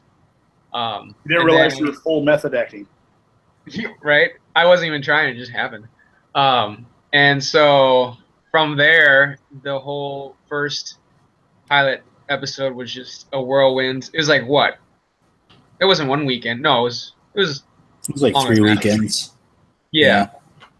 I think the most I remember was the time we all spent in that hotel room. Yeah. That was like 2 days. Yeah. That was really memorable just because of how close quartered everybody was for such a long, seems like a long period of time, but when you think about it in the grand scheme of things. So what, just in case you're confused about what Ted is talking about there, in the original pilot, the very first Super Academy, the Power Kids room was actual location was in a hotel, and we were shooting there for several days. So all the stuff with him in his hotel room and Chaotrix showing up and then Deathside showing up and the fight sequence at the end was all in that little hotel, and it was just close quarters for everybody, and we all got to know each other really well, and it was a good time. It was, and then hanging out at Ben's house, doing all the filming there was really fun for the dorms scenes and all that. And then from there, after they got some attention, we did the Kickstarter for the first season, the season long episodes, and that was just so much fun. Doing all of that, just going to the parks and the schools and all the filming and all the people that helped out with that was just phenomenal. Just how much help we got with that, and I learned a lot. Like I would not be where I am now if it wasn't for these guys in Super Academy giving me the chance to get bit by the acting bug. And now I'm all the way out here in LA, and this is just crazy. Like this whole journey has just been bonkers and roller coaster, and I'm really excited to come back again and do a season 2. I think that would be so much fun. I would love to see everybody again back home. I miss everybody so much. It's so lonely out here. Another backer, by the way, Zobot. Thank you, Zobot. Much appreciated. That's his Kickstarter name. I don't know if people want their full names, so I'm just using first names and/or Kickstarter names. So, wanted to thank them. So, yay! Yay! All right, let's take some more questions here. Somebody says, "I think Glyph is my favorite character. Who came up with her?" I mean that's Jake joint, and I together, right? Yeah, it's kind of a joint effort. You know, we both, when we went from the pilot to doing the idea of the web series, you know, Kyle and I pitched to Ben, like, you know, we have two great male characters, and we really need two great female characters to, you know, accompany them, because there wasn't a strong enough female presence in the show. It was a bit of a sausage party, which for a short is totally fine. You know, it's you work with the resources you have, but we wanted to expand that in a series, show a world that more accurately reflects the world in which we live. So Jake and I did a big brainstorming session. Yeah, and we came up with several characters, and our two favorites ended up being Glyph and Corona. There was a couple others I don't even remember anymore, but we pitched the female characters to Ben, and he agreed that those were his favorites as well. And boom. Yep. Go. Yeah. You know, they went through several changes as well. You know, the first iteration of Corona was, you know, much closer to like, you know, a Thor type, you know, from space with like, you know, kind of more Shakespearean dialogue and gestures and things. And it just didn't quite work the way we were expecting it to. So we went more towards like the bubbly side with, you know, the insatiable curiosity. That was really good. Glyph, I think we had a fairly strong idea about from the beginning. We didn't change. We also fairly had a strong idea of what actor we were writing. The character we were creating it. What did you think of Meredith when you wrote the character? Yeah, Meredith was a strong point of reference, and we created the character. We was really hoping she just played Glyph. Yeah, we had her audition for both roles actually. Just because we wanted to see what she could do in either one, but I think she nailed Glyph because she is kind of a fangirl in real life, not as extreme as Glyph is, because of course it's an exaggerated show, but you know, she is, you know, a fun nerdy person in the way that Glyph is, and she's very practical and brilliant in a lot of ways that, you know, we tried to embody the character with. Agreed. Yeah. And Megan, who played Corona, it's kind of a funny story, like how we got her. She was in the same Human Combat Chess show that I showed you. There goes my Crimson Toro can. She was in that same Human Combat Chess show like 5 or 6 years ago with me when I was like first getting started in doing film stuff. And she said to me at the end of the show, she's like, "Oh yeah, if you ever need a human cartoon character in something, just call me." And so when we did Super Academy and we ended up with this, I was like, who do I know who could do this role? And then I remembered what she had told me. So I contacted her. I was like, you should come read for this. You might be good. And she was good. And it was a good fit. Just kind of some fun little trivia there. All right. Should we take some more questions here? Yeah, go for it. What comics are you guys reading these days? Oh, I got an answer for this one. Look at Ted, so excited. I know, because I normally don't read comics. But don't share that, Ted. Don't stand up because I'm sure you don't have pants on. I don't have pants on, so I'm going to stay sitting. I just got done working 7 hours in a bar, and I'm like, nope, no pants today. Cool. I may not be wearing pants either. That's a mystery for the internet. All right. Anyway. Okay. So so when I first got here to LA, I was looking for stuff to do, shows to be part of and things like that, because I had to get started. And I got introduced to this show called The Labyrinth of Jareth, which is a masquerade. It's like a masquerade convention based on the movie Labyrinth. I assume by the name, yeah. Right. And so for 2 days in August, we performed this it's like going to con, except super high fantasy. Like everyone is dressed up. You're not allowed to attend if you're not dressed up. They literally tell people to go away. And so I get to be a goblin. Anyway, that's not part of the story. I went to this. You're a really tall goblin, Ted. Dude, they're all tall goblins. We have like 6 tall goblins in this. You're like 6'5" goblin. I know. I'm gonna be hunching over and stuff. Like I got like my boys gonna be doing workshops and stuff. It's really really fun. But I went to this like open house thing that the studio who hosts this masquerade, and I met this lady there. Her name was or is Jessie Pridemore, and she introduced me to this comic series called The Wicked and the Divine. And I saw that the creators, it's the same creators of Young Avengers, which I really love.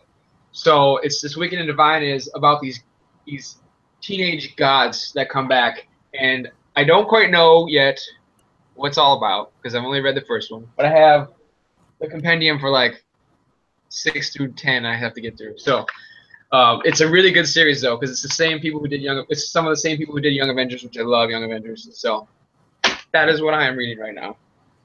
Nice. I'm currently reading through Saga.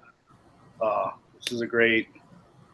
It's a really cool sci-fi world comic book. Highly recommend it. I'm spacing on the names of the creators, but it's Brian K. Vaughan is the writer, who I've enjoyed other of his works, like Why the Last Man is another series of his I immensely enjoyed.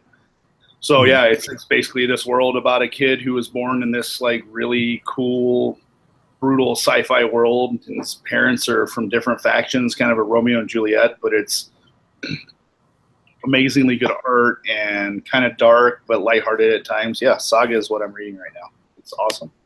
Nice. I'm not reading anything currently, but I just finished reading through an arc of The Phantom Stranger called Trinity of Sin, which I guess was an event from a few years ago.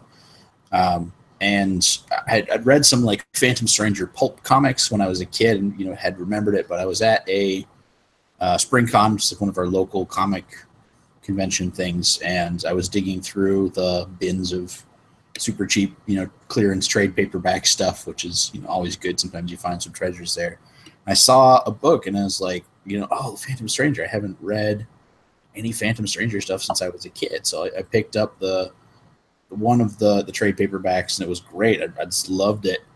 So I immediately went out and got the other 2 in the series so that I could read the rest of the arc. It's very supernatural bent. Like, he hangs out with the Justice League Dark. In this particular iteration, the Phantom Stranger is a version of Judas Iscariot, who has been cursed to walk the earth by the 30 pieces of silver bound around his neck, and tasked to do good to redeem himself, which is a very interesting take on this character. And there's all kinds of like cool, supernatural stuff with demons and angels and like weird monsters, and like Etrigan the demon and John Constantine show up. Etrigan's awesome because he rhymes. Yeah. Yes, this is very true. Etrigan is a very underrated character, just super freaking cool. But yeah, the whole arc is really good. If you like the Justice League Dark spooky kind of stuff, it's good. You'll enjoy it. Nice. Yeah. Have to check those out. Special shout out here to Alex Cousins, who is joining us from overseas, and it's 3 a.m. for him. So thank you. Dang. For being here. I'll be working those hours once Convergence starts, and by working I mean drinking through the night and playing board games and talking about movies. So that sounds like fun. Yep. It's my in-laws take my kid for the whole week, and I get to not have responsibility other than going to panels that I'm on and talking about movies. It's right. I love Convergence. Yeah. Blue Dragon would like to know, do we have a special term for mutants in the Super Academy verse like the MCU does with Enhanced or Inhumans? I don't think there's technically mutants in our world. I don't think superpowers necessarily come along that way. At least it's not something we've addressed. Yeah. I like the multiple origins, story. Like, there's people who don't have powers like Dark Cop. There's people who have mutations like Power Kid, and there's people who get their powers through study like Glyph. Multiple origins I'm fine with. I don't think it needs to be like only one form of power generation. I mean, Slothmaster may be a mutant, but he's just a half man, half sloth. No, maybe that's a species on this planet, and they're really cool. I miss Scott. I hope he wants to do it again. That would be so cool. He does. He does. Yeah. I just finished doing human combat chess with him, so yeah, Perfect. we'll get Scott back, but only if it's funded. yes. Pro tip: there's a link down here that y'all can click to go to our Kickstarter page, or you can share it with friends, family, whoever it is that you think might be interested. Random, yeah. You don't give us money right away. You don't give us money unless we reach our goal at the end. The money doesn't get collected till the end. That is important to note. And even if you can only spare $5 to $10, that helps us out a lot. Like, it's crowdfunding is about a lot of people giving small amounts of money to make it work. Right. The crowd, if you will. And if you donate at least $15, you do get your name in the credits, which is pretty cool. And at that $15, you also get the digital download of the soundtrack, which is also really cool. Because we'll once again get a custom soundtrack composed for the show, which is one of my favorite parts of the show. Eric Andrade, who does our music, is super talented, and I'm always excited to see what he comes up with. Yeah. All right. Question for Ted. What is the funniest moment you had filming with Andy Gullickson?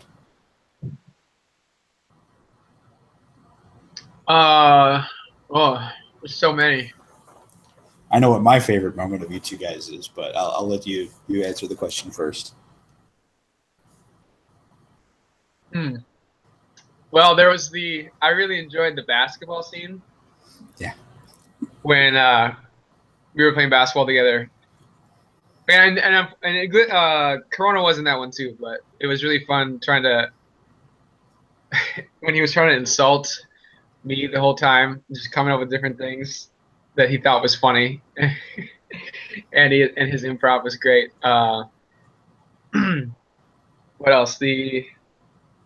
Anytime he's trying to insult Power Kid for some reason is just hilarious. Just the way his deadpan delivery and things like that. Like in the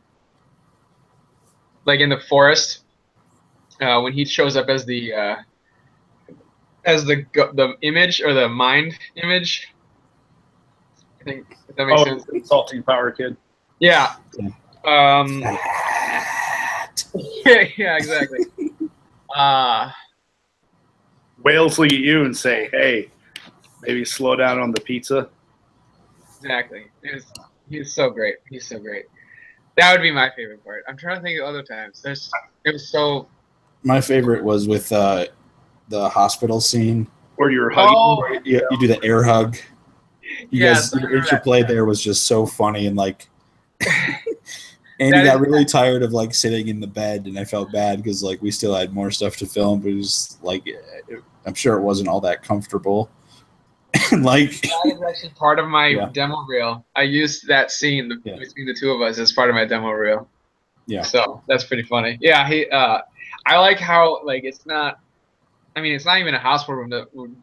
The set dressing was actually done really well for that. Yeah. The fact that it was in Ben's house. Don't give away our secrets. It's not a house. That's a hospital. Ben's hospital. Sorry, yeah, we got the rights to it's only a real hospital around a bunch of sick people because that's not dangerous for them at all. Yeah. Sorry, I didn't say anything. We're just kidding. No, we'll fix this in post. Yeah. This will be fixed in post, anyways. So it's all good. Right. We're not live or anything. Yeah, we're not live streaming at all. There's no big orange triangle or rectangle, whatever. I haven't watched Sesame Street in like 2 days. I don't know shit. All right. Where's Malcolm? He's doing the interview. Yeah. I in the gymnasium scene basketball, I enjoyed it because when I played the drone that dropped the package, and we had to do several takes to get the throw just right, and I smacked you guys in the head a few times by accident. I'm not convinced that was an accident, Kyle. Okay, that empty box with a bow was not aerodynamic.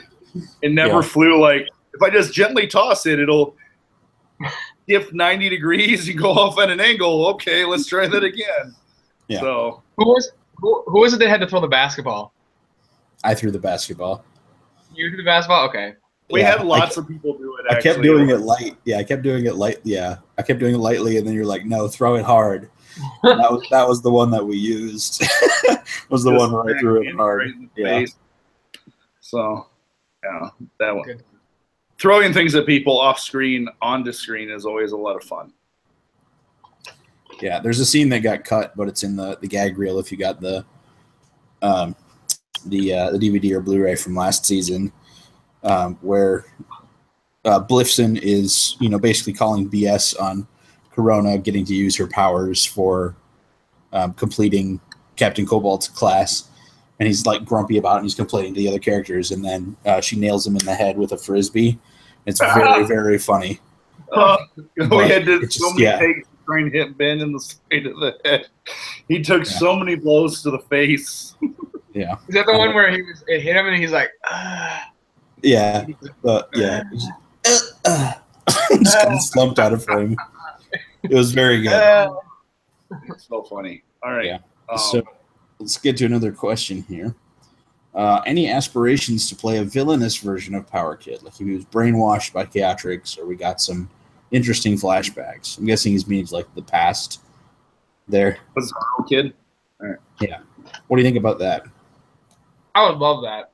I think that'd be so fun.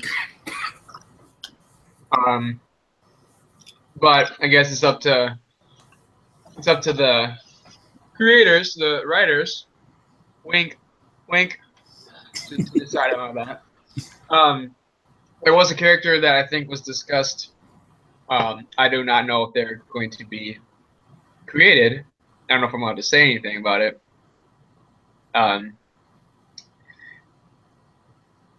Rhymes with Nemo. Oh, we've talked about Emotep. Okay, all right. Yeah. I wasn't sure if it was loud or not. Because I think he was supposed to be able to made everybody sad or something like that, or was he the one or he or she had the control powers? Kind of. I don't want to say anything about Emotep's powers until season 2. Okay, all right. That's why I didn't want to go any farther. I thought that would be pretty fun. Yeah, I think but definitely a fun, malicious character. Yeah, because I mean, if he's using his strength against his own friends, it'd be fun to find out what they would have to do in order to subdue him. I mean, Dark Cop would just so easily outsmart Power Kid. It wouldn't even be funny. I mean, let's be honest. He'd trap you with cake or pizza or something. If that's what he cares about at the time. Be a little belittling to Power Kid's abilities, but I think Dark Cop would outsmart Ted, but I don't think thanks. Dark Cop would outsmart Power Kids. So completely. It's less nice to insult a fictional character than it is a real person. Yeah. Yeah. We gotta have some fun. Guys. Like ready to beat Ted with cake. I'm so used to it. It just comes with the territory. We have lots of fun at each other's expense. It's true. It's part of the job. It's mainly Ted's expense, but let's be honest. Yeah. I did have one good one though against Kyle. I called him George R.R. Martin during a podcast interview or something like that. I can't remember. Oh yeah, I told the people that he could cosplay as it because someone was making fun of Game of Thrones. Kyle was making. Never mind, forget it. It was. I'm sure it was a sick burn, Ted. It was. Yeah. It was at the time. It was, and I remember. And I will always remember.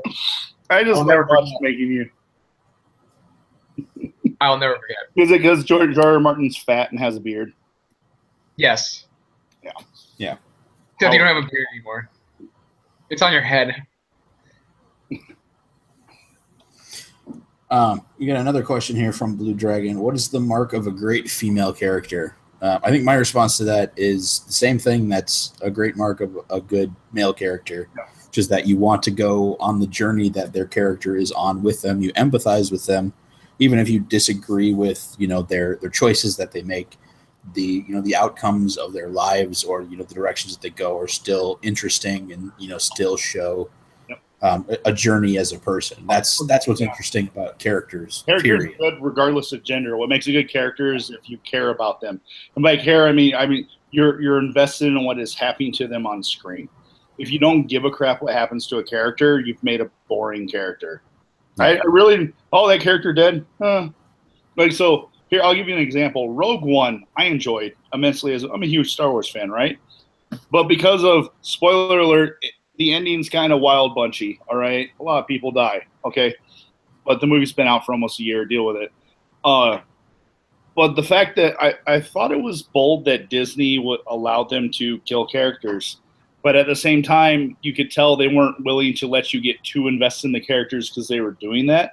I felt almost all the characters, their deaths were less impactful because they never made me fully care about the characters, with the exception of K2SO, who I cared immensely. So the character I cared the most about was the flippin' robot. So so that's an example of reason. Like, the story was good and the movie was enjoyable. I wish I cared more about the characters. That, like, I don't mind characters dying. I want to feel something when they die, going other than, oh, they died. Yeah.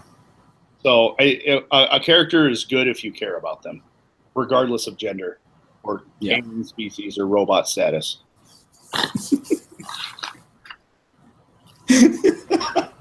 I like the caveat of robot status. That's very. I mean, I brought up a robot character as an example. Right. Yeah. What about zombie status, Kyle? What about that? I'm just kidding. I know it's the same. Most zombie characters are kind of the same. Yeah. All right. Any other super beverages we could expect in season 2, or that were considered for season 1? It's a very funny question.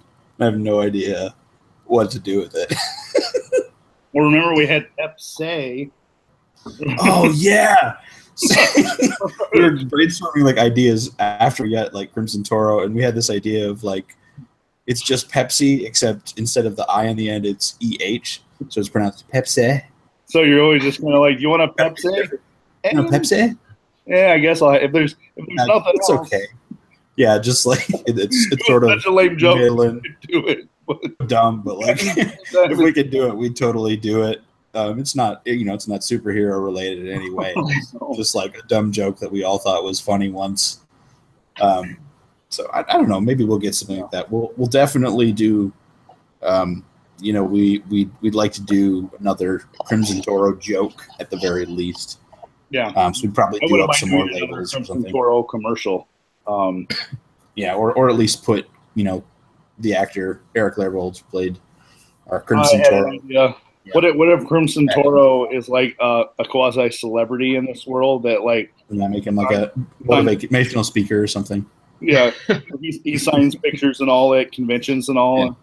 And one of our girls is a super fan and gets to meet Toro Man, who actually is a superhero too. He just makes money by being a mascot. Right. It's like, sometimes life is hard, kid.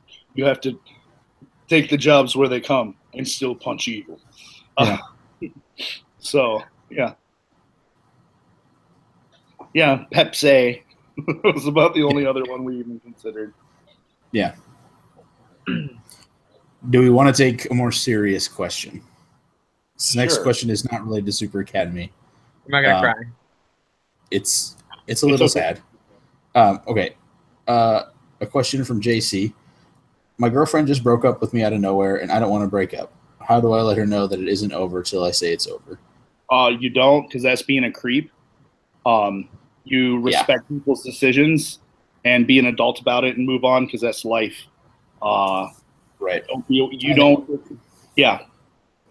I think, there's right now you're probably, if this is a real question and not just somebody trolling, I would say you're probably in a lot of pain right now, and that sucks. Yep. I've been there. That's terrible feeling. Good. And you want to, lash out or show that you still have some power. That's, that's part of the situation, but you can't really force claim a control.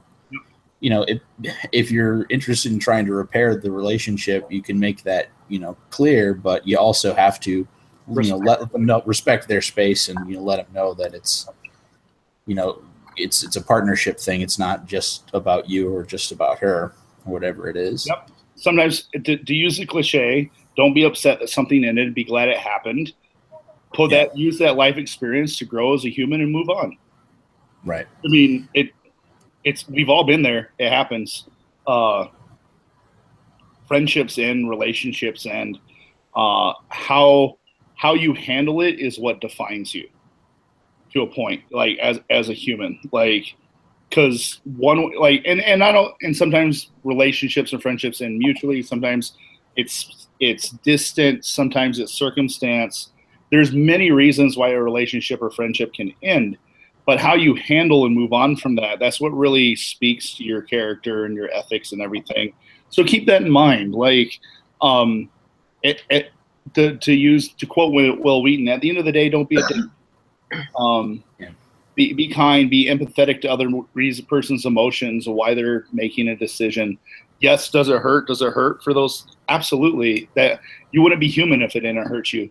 Right. It's okay to hurt. Grieving is a thing. Humans grieve all the time. Grieve appropriately. Grieve with friends if you need to. And just be glad something happened and use that experience to move on. Yeah. And in all seriousness, like, thank you for coming on the stream and like chatting with us. If this is a real question, like, you know, I want to make it clear that like we're accessible. Like, one of the things I love about crowdfunding is that I can just like reach out and say, hey, if you want to talk to me about this project, come and talk to me. And that's something you don't really get in other media. So if this, you know, if you've chosen us as your source of, you know, wisdom, thank you for choosing us. You know, I'm sorry the situation that you're in is frustrating. That's really tough. But, you know, at the end of the day, you know, it's going to hurt now, but you may realize later on, if she's not, you know, going after you the same way that you're going after her, it's only going to hurt you more. It's, you know, it's not worth your time to endlessly pursue somebody who's not interested in you. And that's, you know, a sad place to be, but, you know, I wish you the best, and I hope it's the process is one where you can, you know, learn something and grow, as Kyle was saying. Yep. And respect what the other person has to say. Listen to them. You know, it may be, you know, just their life is moving on, and a relationship for them may not work at this point. It doesn't, you could have done nothing wrong and a relationship will end. The world is complicated like that.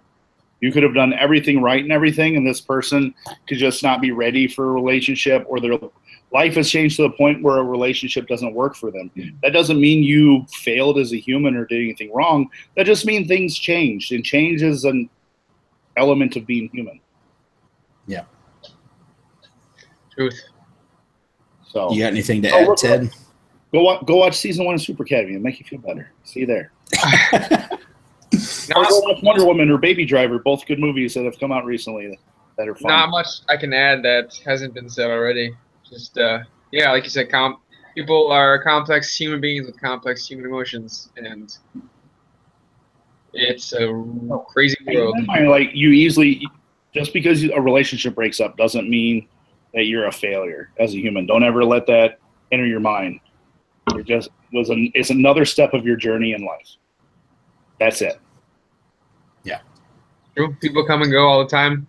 It's kind of like how I envision it. It's like you're on different paths, and sometimes you cross, sometimes you do, sometimes you don't. Sometimes it happens for a long time, sometimes it doesn't. You never know how long people are going to be in your life, and appreciate the time you had. Yeah. Yeah. Learn from it if you can, if you want to. If not, that's just life. Sure. All right, so let's get another question going. I hope that helped, but we're no means experts. So, semi-related to something you just mentioned, Kyle. Blue Dragon wants to know if we've seen Baby Driver, and if so, what did we think of it? I have not. I would love to.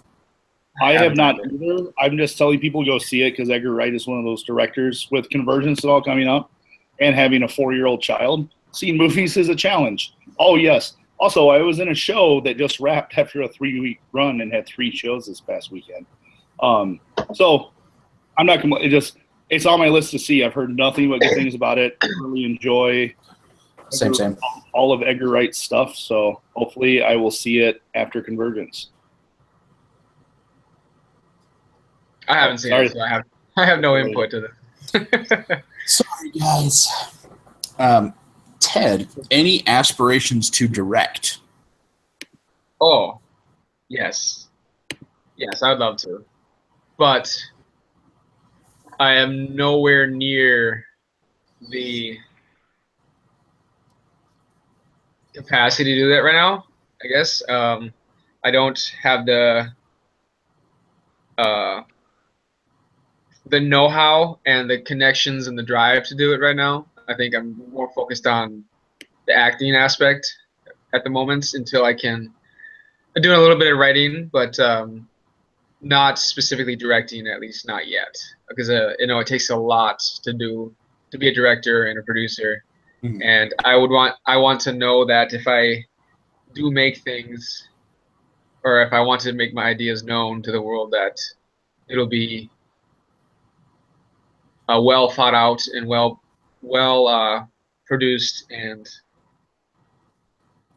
not something that I just slapdash together and things like that. So that would be the ideal. But yes, I would like to direct someday. I just don't know when that day is, to be honest. I have a lot of dreams and goals, but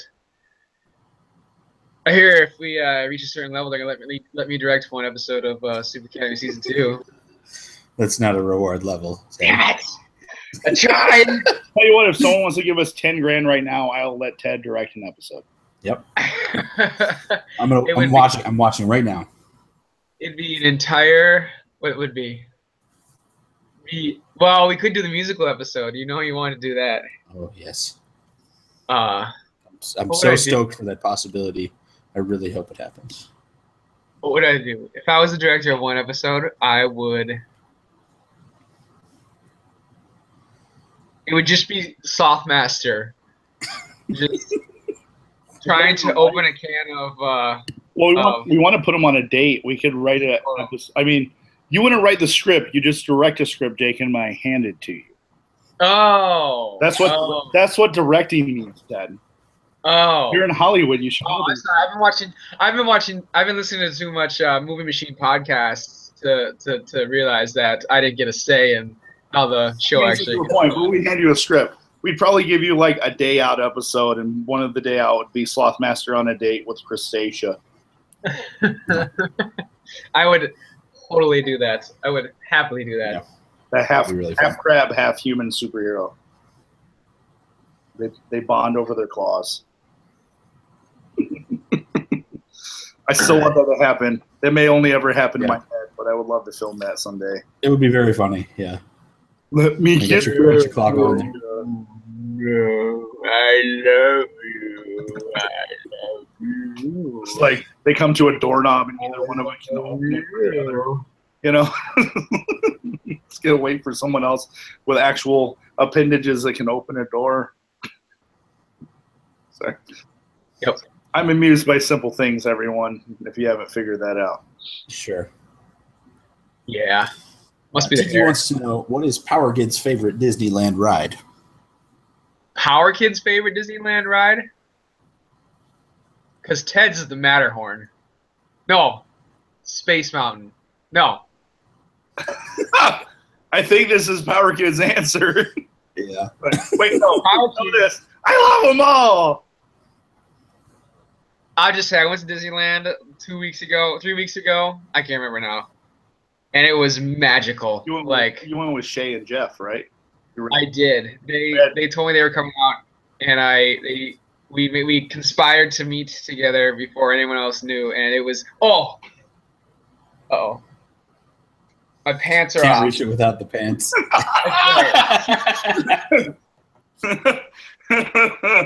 Do you got a piece of tape you can put over the camera for a moment, Ted? One uno momento. Pay no attention to the man behind. Was that your pair of pants you put over the camera? No, that's a towel. I don't know what my pants are. For context, Shay and Jeff are two of Ted and I's friends. They're fellow performers at the Minnesota Festival that we know, improvise.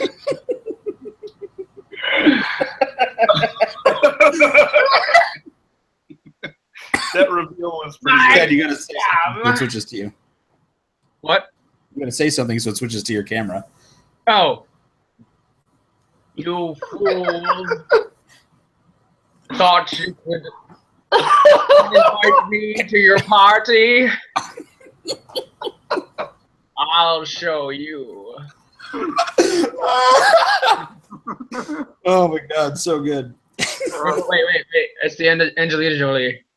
Your big, huge Hello, child. mouth make it so good. Hello, child. Step into my lair.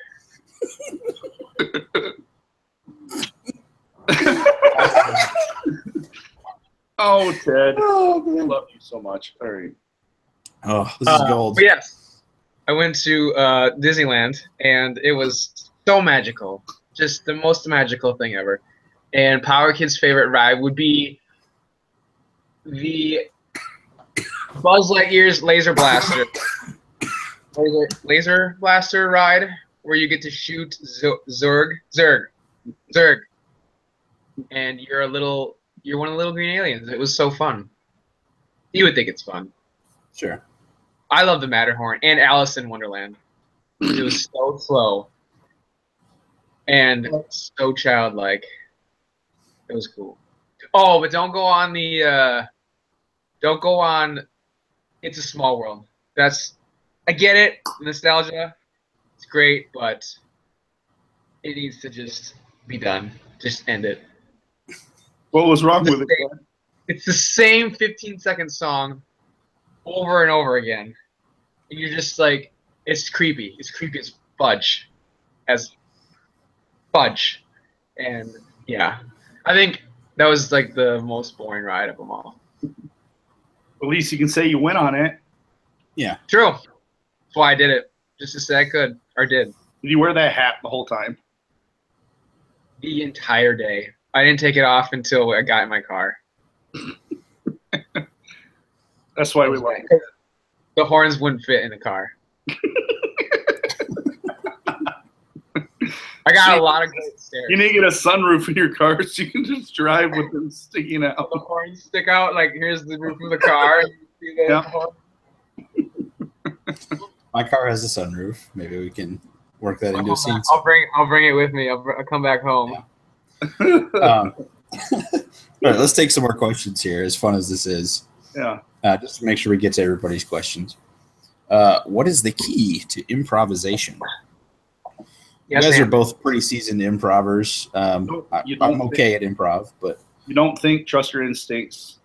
Not thinking is the biggest thing. That's why so many improv games are about just reacting quickly, coming up with lists and things that even if it doesn't make sense, you're exercising your brain, you're reacting. When you're in a scene with a partner, it's like Ted says, it's yes and. They're like, oh, are you having a fine day at the amusement park? There's a scene. You don't go, we're not at an amusement park. We're at a factory. That's saying no to your partner. That's like one of the worst things you can do in improv. It's like if they go, are you having a fun day at the amusement park? Yes. What's your favorite ride? So you went yes, and then you basically threw something back to your partner. You're building that scene together. One of my teachers for improv, improv is a journey, not a destination. Good point. Enjoy the journey you're on with improv. Don't give a crap on where you end up. I'm really fortunate out here because I've been taking lessons at the Groundlings School, which is a very unique and well-known school out here in LA that a lot of seasoned improvisers have come from that you might have heard of, especially like a lot Jim of people. Rash. Jim Rash, he does Cooking with Gas out here, and I haven't seen a show with him in it yet. But I know he's around. He's there. I can feel him in the building somewhere, just like crawling around, ready to pop out. What does that mean? He's like, he's right behind the corner. He's gonna like come running out. He's got an idea for the community center. Yeah. But and then so a lot of it is, and the Groundlings does a lot of character-based improv. So we lead with emotion first right away, and so it builds connection with the audience and the person you're improvising with. And I'm learning a lot. Like I got yelled at exactly for what Kyle was saying by my professor. He didn't really yell at me, but he was just like, crying in the corner. He's like, no, don't do that. That was like, just don't. Because I came in to a scene. I said, what the? I was swearing at the time. What the fudge are you doing? That's not so and so. To my two scene partners, like I literally said. Oh, saying no is one of the worst things you can do at improv. Yeah, I asked them a question, and I said, and all the information they built up, I just immediately dismissed. So it's like, he's like, that was like the worst. And I'm like, yep, that is something I would do. Oh, my favorite example, my own story of saying yes. So I went to Space Jam a while ago, which there's a improv theater here in the Twin Cities called Huge, and Thursday night they have a thing called Space Jam, where if you go in a certain time, you basically get to do improv scenes with a bunch of random people, and you jam out. It's awesome. Yes, I've done that before. With a group of people, and our suggestion was fairy tale. And so I'm like, and at the stage at Huge, there's this kind of like doorway arch, and there's a wall behind it and you can climb the wall and look over it. I'm like, oh, it's fairy tale. I'm gonna start this off. So I climbed the wall, and I was Rapunzel immediately, because that's funny when a fat guy with a beard's Rapunzel. And I just did it. It's a Prince Charming. I'm just trying to establish like a storyline, and then we'll swipe and we'll go away. And my asshole scene partners, to their credit, because this was funny as hell, kept cutting back to the tower, forcing my fat ass to climb up the wall over and over again. So they're like, they do a scene with like witches or something. They're like, and now back to Rapunzel's tower. And then I climb and the audience just started losing it. It's just I'm basically doing stair climbers up the back of the wall. And I get up and I'm all sweaty. It's like, oh, Prince Charming, you've come back to me. Like over and over again till like in the end, I'm just purely drenched in sweat. My hair's sagging from being so tired. And it was amazing. Yeah. It was so funny. But I didn't say no. I didn't go, I'm not Rapunzel anymore, bitches. I just like, yeah, I'll go back up on that damn wall. One thing oh, sorry. Is it a ladder back there, or is it actual stairs? It's a little ladder that goes up the back of the wall. Oh, okay, cool. One thing that I've learned in terms of improvising is like when I'm writing, I tend to like edit myself, which is fine when you're writing something. When you're improving, that's like the worst thing you do, because you want to just be stream of consciousness flow continuously. So one thing that I had to learn as doing improv was to kind of let myself go with the flow, and like even if I said something that was dumb or didn't make sense, like I can make the conscious character decision to just like commit to the dumb thing I said, and now it's part of my character that my character believes this dumb thing I said. Mm-hmm. Or it sets up somebody else to just be like, hey, did you just say a dumb thing? And then like that becomes a scene now. So like there's going to be moments where like, yes, you're going to say something that doesn't make sense contextually, but then all of a sudden that is the new context. Well, you can get great, and when you're doing long form improv scenes, this is what gets done here in Minnesota a lot. Minnesota's definitely a long form. Short form. So long form is it. Short form is what you see like whose line is it anyway? It's lots of little games and stuff, and it's super funny. And I do short form and I enjoy it. In fact, I'll be doing it at the halftime masquerade show at Convergence this year. Yeah, I'm performing on the main stage for the first time ever. But long form is more about building a scene and characters, and you've had can have moments, especially when you do cuts, you can call back and build a whole world. So I started my own improv show that I'm producing and playing called What the Improv. It's an improv show where we take prompts from Reddit. It's a lot of fun. So we're doing scenes. We're doing a scene, and I came out and I meant to say there sure are a lot of cops on this TV show, but I said, boy, there sure are a lot of cows on this TV show. Instead of correcting myself, we went with it and we created a world where basically we talked about every television show starring cows. So it was like Cow in Order and everything, and it was funny. It was all because I made a mistake. Instead of correcting myself, we went with it. And that's like Jacob's saying, it's not interrupting your conscience and just trusting your scene partners for them to pick you up and making something funnier than you ever expected. Yeah. So. All right, let's take some more questions as much as we can. I have to abandon the thread here soon because I have to drop my son off in Wisconsin tomorrow so I can enjoy Convergence. Sure. So I got about 15 and I can take questions if Ted has more time. But yes, but I got another. I am free tonight. It's only 7:30 here, so I am 2 hours ahead of you. And I 2 stay hours up until 5 behind. in the morning anyway, so. Yeah. Before we go much further, once again, if you hadn't had the opportunity, down here there is a great little link that you can click, which will take you to our Kickstarter page. We need your money. Yeah, we definitely need your support, whether it's monetary or your ability to tell another human about it. That is fantastic. We appreciate both, and there's not a way for this to happen without some money to actually spend, so we can do that. So appreciate your time and all that. And once again, I'm going to show off one of our cool, unique rewards here. I have the prototype for our fridge magnet with the Super Academy logo. And you can also be gotten in a tiny keychain form. We also have a prototype for it, which I forgot to show before. It's a little one. So I want that now. It looks cool. I guess you'll have to back us for it's $30. No, I'm just kidding. For you, Give it was us money for 500. the keychain. Sucker working for us for free. Pay for the No, not free. Not free. Sunscreen and yams. That's right. I forget. Okay, yeah. All right, let's take some more questions here. And Kyle, just let us know whenever it's your last question, and we'll do. Yeah. Will we continue Power Kids' love of chips going forward? Oh yeah, Sure, of course. That's a funny bit, making Ted eat chips on camera. So yes, Ted is. I know there's like whole classes and like acting schools about like how to like eat food in scenes, and Ted has this ability to eat food in a very funny way. Like in the pilot, there's this thing where he crams like a whole chip into his mouth. But he like puts it in like he's. It's like a chip knocking in a starport. Like yeah. Wait, I have a cracker here. Wait. He takes a bite like he's looking for someone to go. I hope they didn't see me eat the chip like that. Yeah. I got this. I got this. All right, let's see it. Hold on, I got one and then two. Hold on. Cracker. Wait.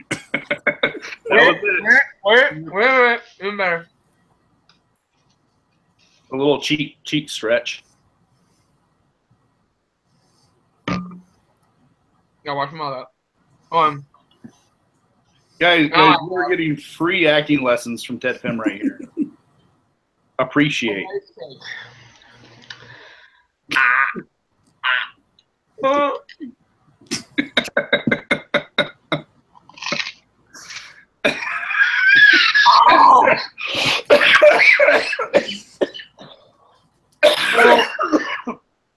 No. You're killing me, Ted. I got something wrong. I can't go on.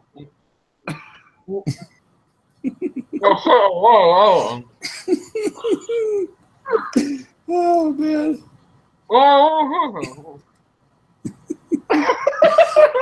You found another pocket. He's like a hamster. Yeah. He's like a right hamster. While Ted's mouth is full of food, let's just see if he can answer. Hold on. Acting. All right. While Ted's mouth is full of food, let's see if he can answer some more questions here. Will there be any further exploration of Starburst's Degrassi fandom? That's an amazing question. Thank you for that. That was a joke I fed Owen the day on set. They're like, "What?" It's like they were like, "What could he say when he's looking at the phone?" I'm like, I just like, how about say I'm really jonesing on some Degrassi right now, and it killed everyone. And it's like, so say that, Owen. I remember saying that's so dumb. Use it as soon as you said that. Yeah, it's. I mean, if you enjoy Canadian teen soap operas, which Starburst does, we're losing Ted. It's overdose on rice cakes. Don't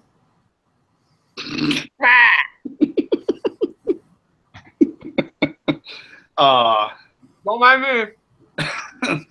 You're on the screen right now. I don't want to say throwaway line because it's not. I hate that term, Because that Yeah. means like, well, if it's a throwaway line, why is it in the script? It was kind of to illustrate. The purpose of the line was to illustrate how vapid and pop culture, saccharine pop culture kind of things influence Starburst. Maybe we can make a joke for it, but I want it to happen naturally while we're either on set or writing the script. Yeah. But thank you for remembering that line. I was quite proud of it. It's one of my favorites that I wrote. Because it's not just like, oh man, I love Degrassi. He said I'm jonesing on some Degrassi, which makes it. There's something about that that's just. Yeah. There will be more douchebag. Starbursts. I mean, Owen is so on board. He's always been very committed to the project. So, and he's fun to write. He's an easy character to write for. 'Cause, as a nerd, like that guy, like. Yep. That guy just exists. Let's see. All right. Will we see a dark? What's that? I'm done cleaning my crotch out of the rice. Oh, thanks for that. Will we see a dark Victor Freeze-like backstory for the punster going forward at some point? A what kind of backstory? A dark Victor Freeze-like backstory. No, Punster does have a superpower, which we're not revealing. We're going to save for the show. It is so appropriate for the character. Yeah. Wait, which character? Punster. Oh, Punster. Oh, God. I really think he used to just be like an underappreciated, like washed-up stand-up comedian, and then he discovered his superpower, and then he used it for moderate annoyance. I would say evil, but yeah, evil might be a strong word for it. So yeah, he's like, I can see him discovering his powers, and then going, I can make this a thing. I'm in the world of supervillain, but I don't want to go to Super Academy. I don't have that kind of money. I'm just going to become a villain. And that's what he's done. A villain in his mind. And really, he's just a distraction tool used by Dapper Dan and Fracture. Yeah. That's really what he is. I mean, he was useful without the punster. Dapper Dan does not escape with the nanites that revive Deathside. Mm-hmm. Punster did something, and that was take a punch. Right. So, several punches. So, yeah. So, all right. Yeah, I don't think he'll go quite Victor Freeze. Victor Freeze is a tragic character. I always feel sorry for him. I love Victor Freeze. Like all the Batman animated series episodes with him are just so strong. Yes. Even the Batman Beyond episode is very strong, and the stuff they've done in the Arkham games for him is some of the best writing in those games, in my opinion.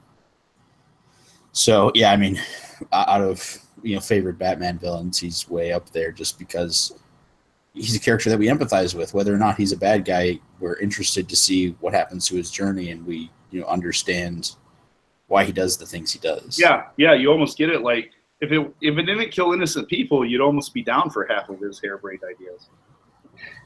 Mm-hmm. We could use a Victor Freeze though, because when the planet gets 10 degrees warmer and we all die. Yeah. We just help. Dark. Sorry. That's not for at least another 50 years, guys. We got time. All right. Yeah. All right. Let's see. Could you guys do some awesome viral marketing with Award Industrial website or Super Academy newsletter or something? Maybe. I mean, people still have to go to it. I mean, that stuff works for big studios because they have the reach to pay to get that out to lots of places. Yeah, I mean, like it would be one of us doing that, and whether or not people engage with it, like it might just be you, but we don't know. Like, it's tough to say whether or not that would be worth the time. We're trying to do live streams and have new content to post every once in a while, so that we can show that we're dedicated and we want to be available. But I don't know if it's going to be worth the time. Not a bad idea. We probably should have thought of it 3 months ago. Just the way the timing of these things work out. Sure. Yeah. All right, Ted, you're on point for this one. Which Pixar film would make Dark Cop cry and why?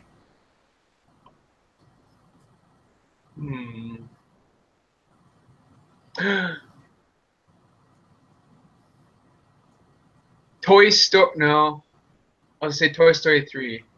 Because I feel like he's so gadget oriented. Like, I feel like he used to be. I feel like he loves toys, right? Because of all his gadgets. He's got to be that kid who had all sorts of toys that he played with and imagined. But he would not like Andy does, where it's all like, silly, but it's more like justice and villainy and things like that. And that's what he would do with his characters. And so I think that would be, he would totally cry like a little bitch at the end when they're all in the incinerator. Or I'm just projecting right now. I don't know. I know what would make him cry because it makes everyone cry. And it's the first 30 minutes of Up. That's what everybody cries in. Yeah. Come on. Yeah, I know. So it would make Cop cry too because he's human. That's a cop out. I'm going to pitch. Yeah, I'm going to pitch Wally because I think he is most similar to the character of Eva in that he has a very dedicated mission he is trying to complete. But he at the beginning of the movie, Eva has not figured out that like friendship or romance could be a thing. By the end of the movie, she understands that. And I think Dark Cop would maybe see a little of himself in Eva. Does that make me Wally? Or does that make Power Kid Wally? I don't know. Are you a couple at the end of Super Academy? I guess. We hug it out. Yeah, you guys are best bros. You're just whatever character John Ratzenberger is. Yeah. You're just, I don't know who that is. I have to look it up. He plays the pig in Toy Story. He's in every Pixar movie. Oh, yeah. They even completely break the fourth wall in Cars at the end where they're watching all the trailers. And he's like, the character, the Mack truck. Oh, God, I hate that movie so much. Says, hey, that guy's in every movie. He's a hack. Ha ha, I see what you did there. Sorry, I don't like Cars. It's lazy. Yeah. Agreed. Tell us more why you don't like Cars. It's a really lazy script. Yep. But it sells lots of toys. Good on them. Yeah. All right. All right. Let's grab another one here. Who is the single most powerful character in the Super Academy universe? In the universe? Yeah. I mean, I'm sure it's a character we haven't created yet that's not in school. But of that you've seen on screen for pure power potential, I would honestly go with Corona. Yeah. Her potential has, if she can control it, she's up there. Yeah. I mean, I'd say Deathside is up there too. Yep. He's maybe past his prime at this point in terms of what he can do. Yeah. His rage has consumed him too much. If I had all the money in the world, I think one of the plot lines I would explore would be Glyph doing an internship with like the Superman of this world, whatever that analog is, just because she's like a really good student and, maybe somebody can pull some strings. So she gets an internship with like a really famous superhero. So, because then it would just be like her fangirl. I know the name. Finding out it's like a normal ass dude. I know the name. We could call him Mr. Metropolis. Maybe a little on the nose. I was thinking like Captain Lights or something generic like that. But yeah. Mr. Goodpants. Right? Yeah. But in reality, doing a character like that is just like super powerful is just outside of our budget range unless we have a ton of money to do it. Because like flight or invincibility or people flying through walls is just too expensive for the type of films that we're making. We don't have IHOP corporate sponsoring us that we can crash into. Yeah, no Krispy Kreme sponsorship. Yeah, I'm looking at you, Power Rangers. Or Bud Light sponsorship, Transformers. Right. Or Oreos. Oreo bot, no. I remember that. Yeah. Okay. So yeah, if we ever get Michael Bay money, then sure. But I think on screen, I'd say Corona or Deathside is probably good bets. Yeah. Power Kid's up there too. Yep.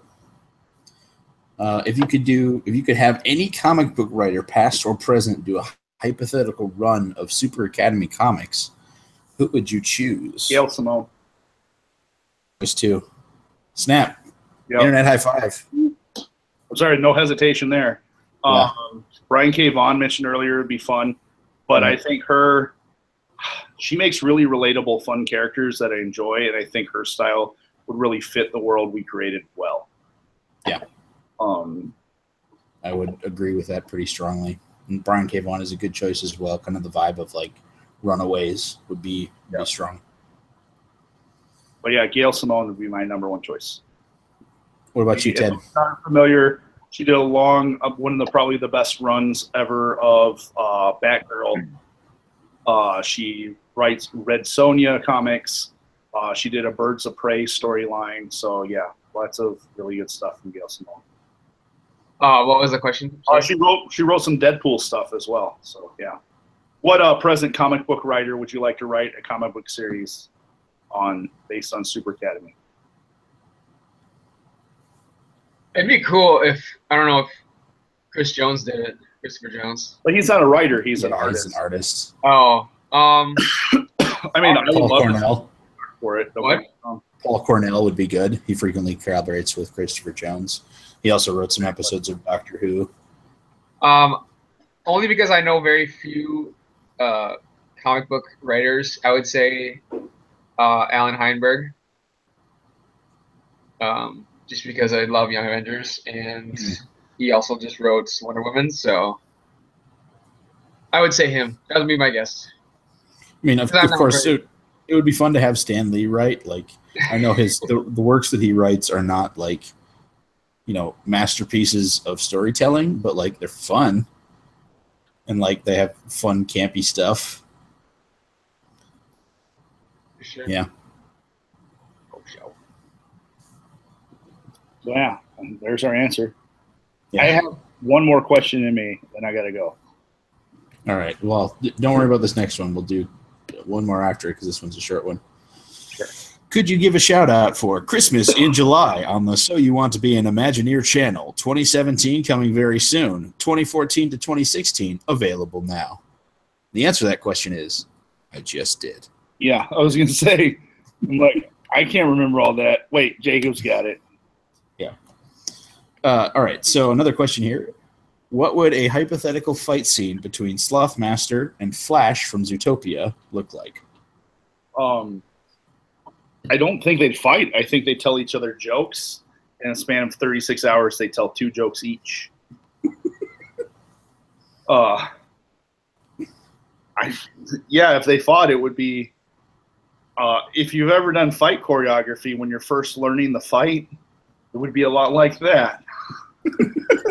Just not with a choreographer telling you what you're doing next. But right, yeah. That being said, I think they just use their Slothmaster would just use his powers to summon a whole bunch of sloths to slowly envelop Flash. That or Flash would just run him over with a sports car. I don't know. But I think they'd be pals, man. They just tell jokes.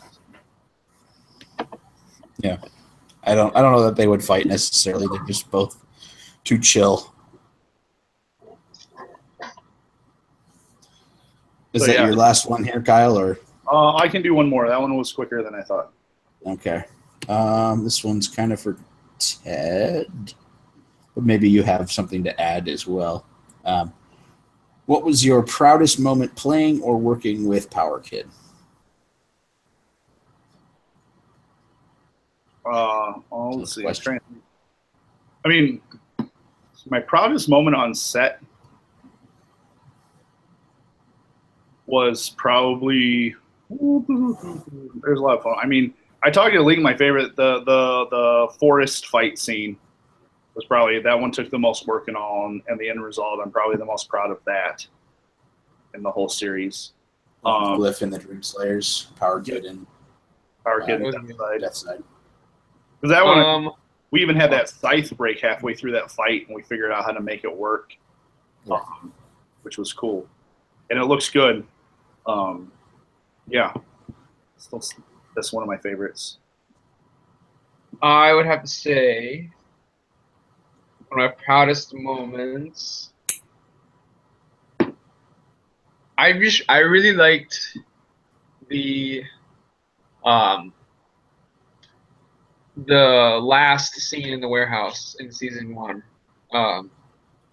just with everyone showing up, kind of the fight scenes and all that in there was very climactic, and there's a lot of emotion that was going on in those scenes. I think, especially between. I felt like for me between myself or between Power Kid and Chaotrix, and then Power Kid and Death Side.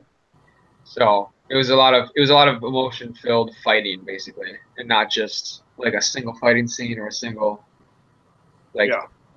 emotional scene like in the hospital. So combining the two, I think, was really, really fun and worthwhile. And we had that location for one day and had a lot to do in it. So right, it was that was an intense but fun shoot.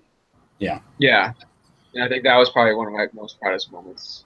Yeah, I think the stuff in that warehouse, those 2 days we did in the warehouse, like the big climactic fight scenes, like with a Glyph fighting Chaotrix, and with Ted fighting Mike as Death Side.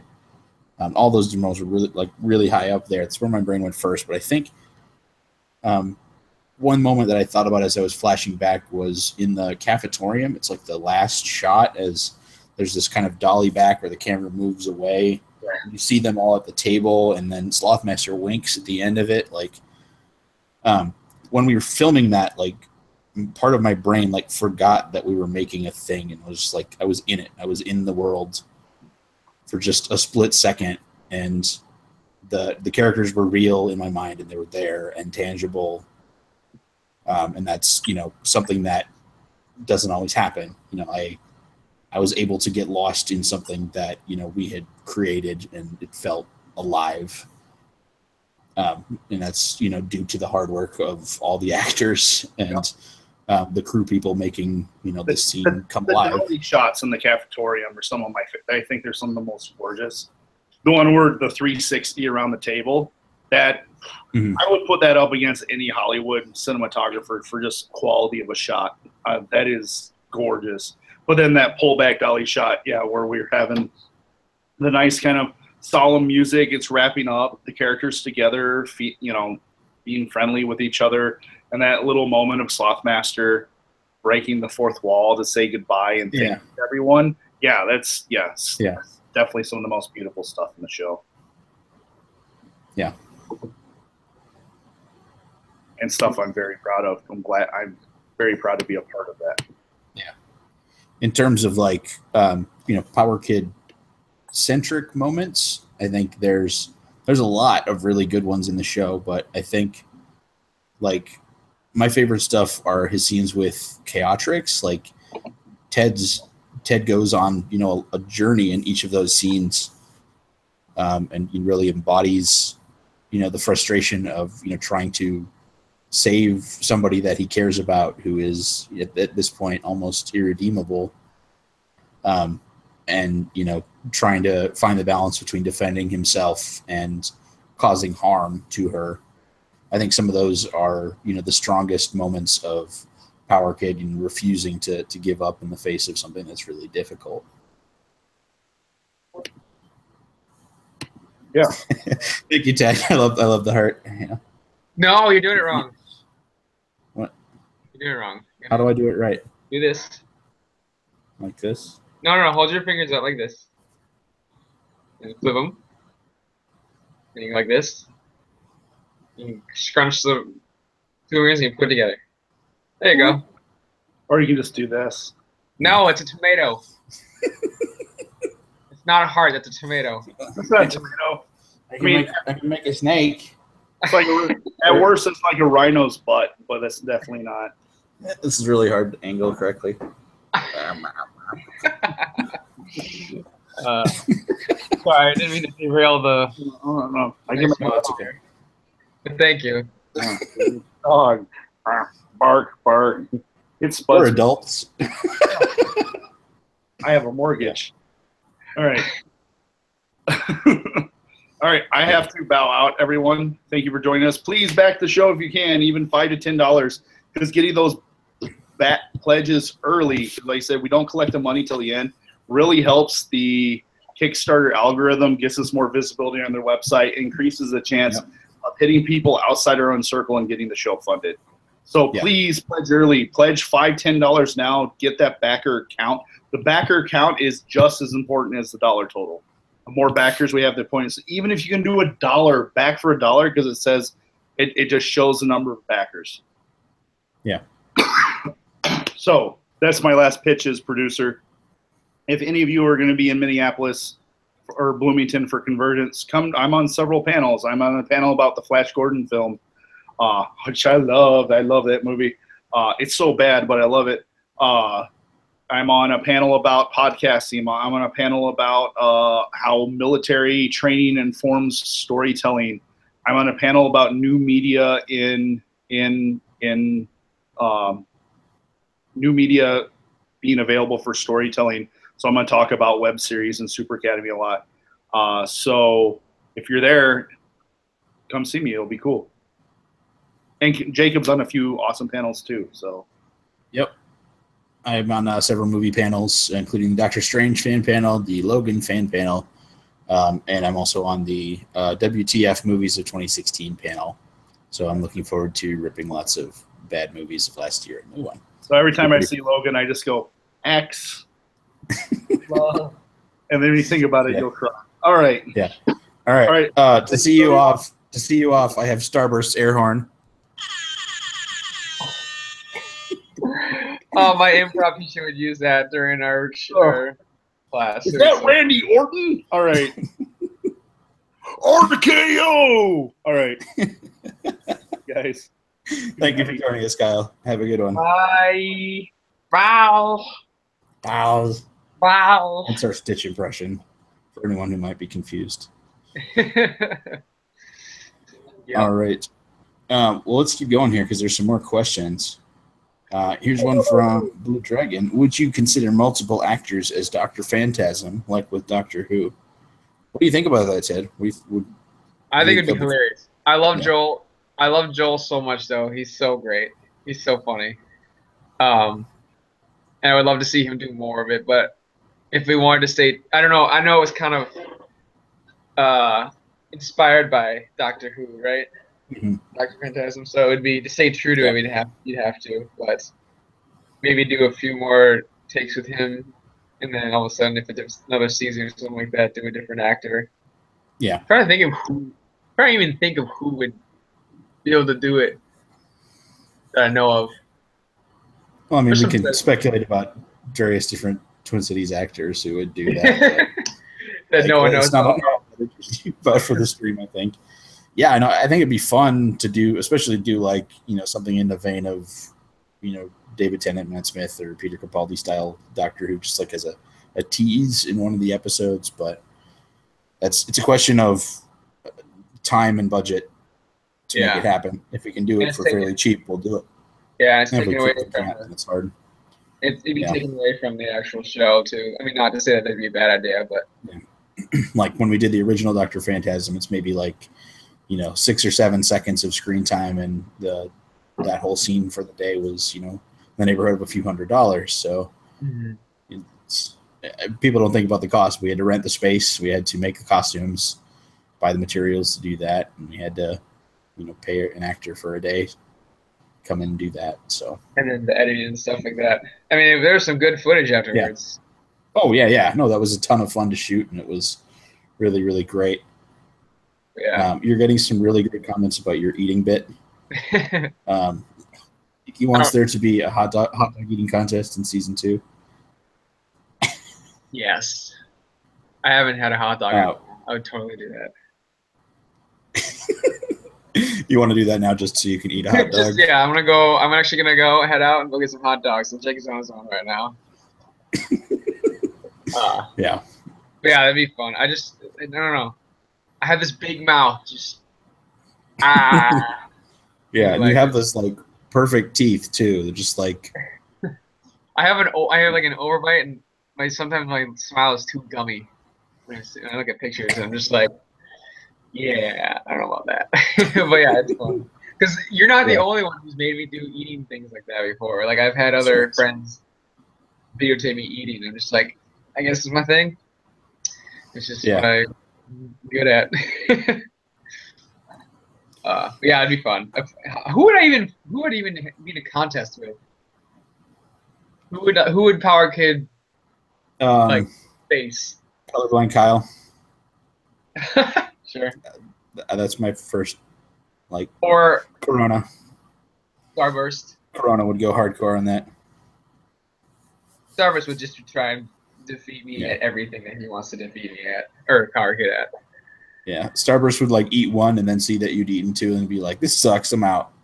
Thanks for the hot dog. You could tag team with Colorblind Kyle, and Colorblind Kyle gets like super excited and wants to come in and join.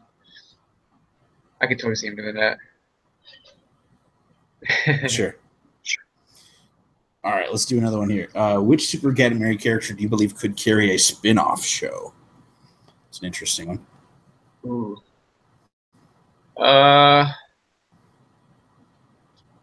Like besides the main characters? Yeah.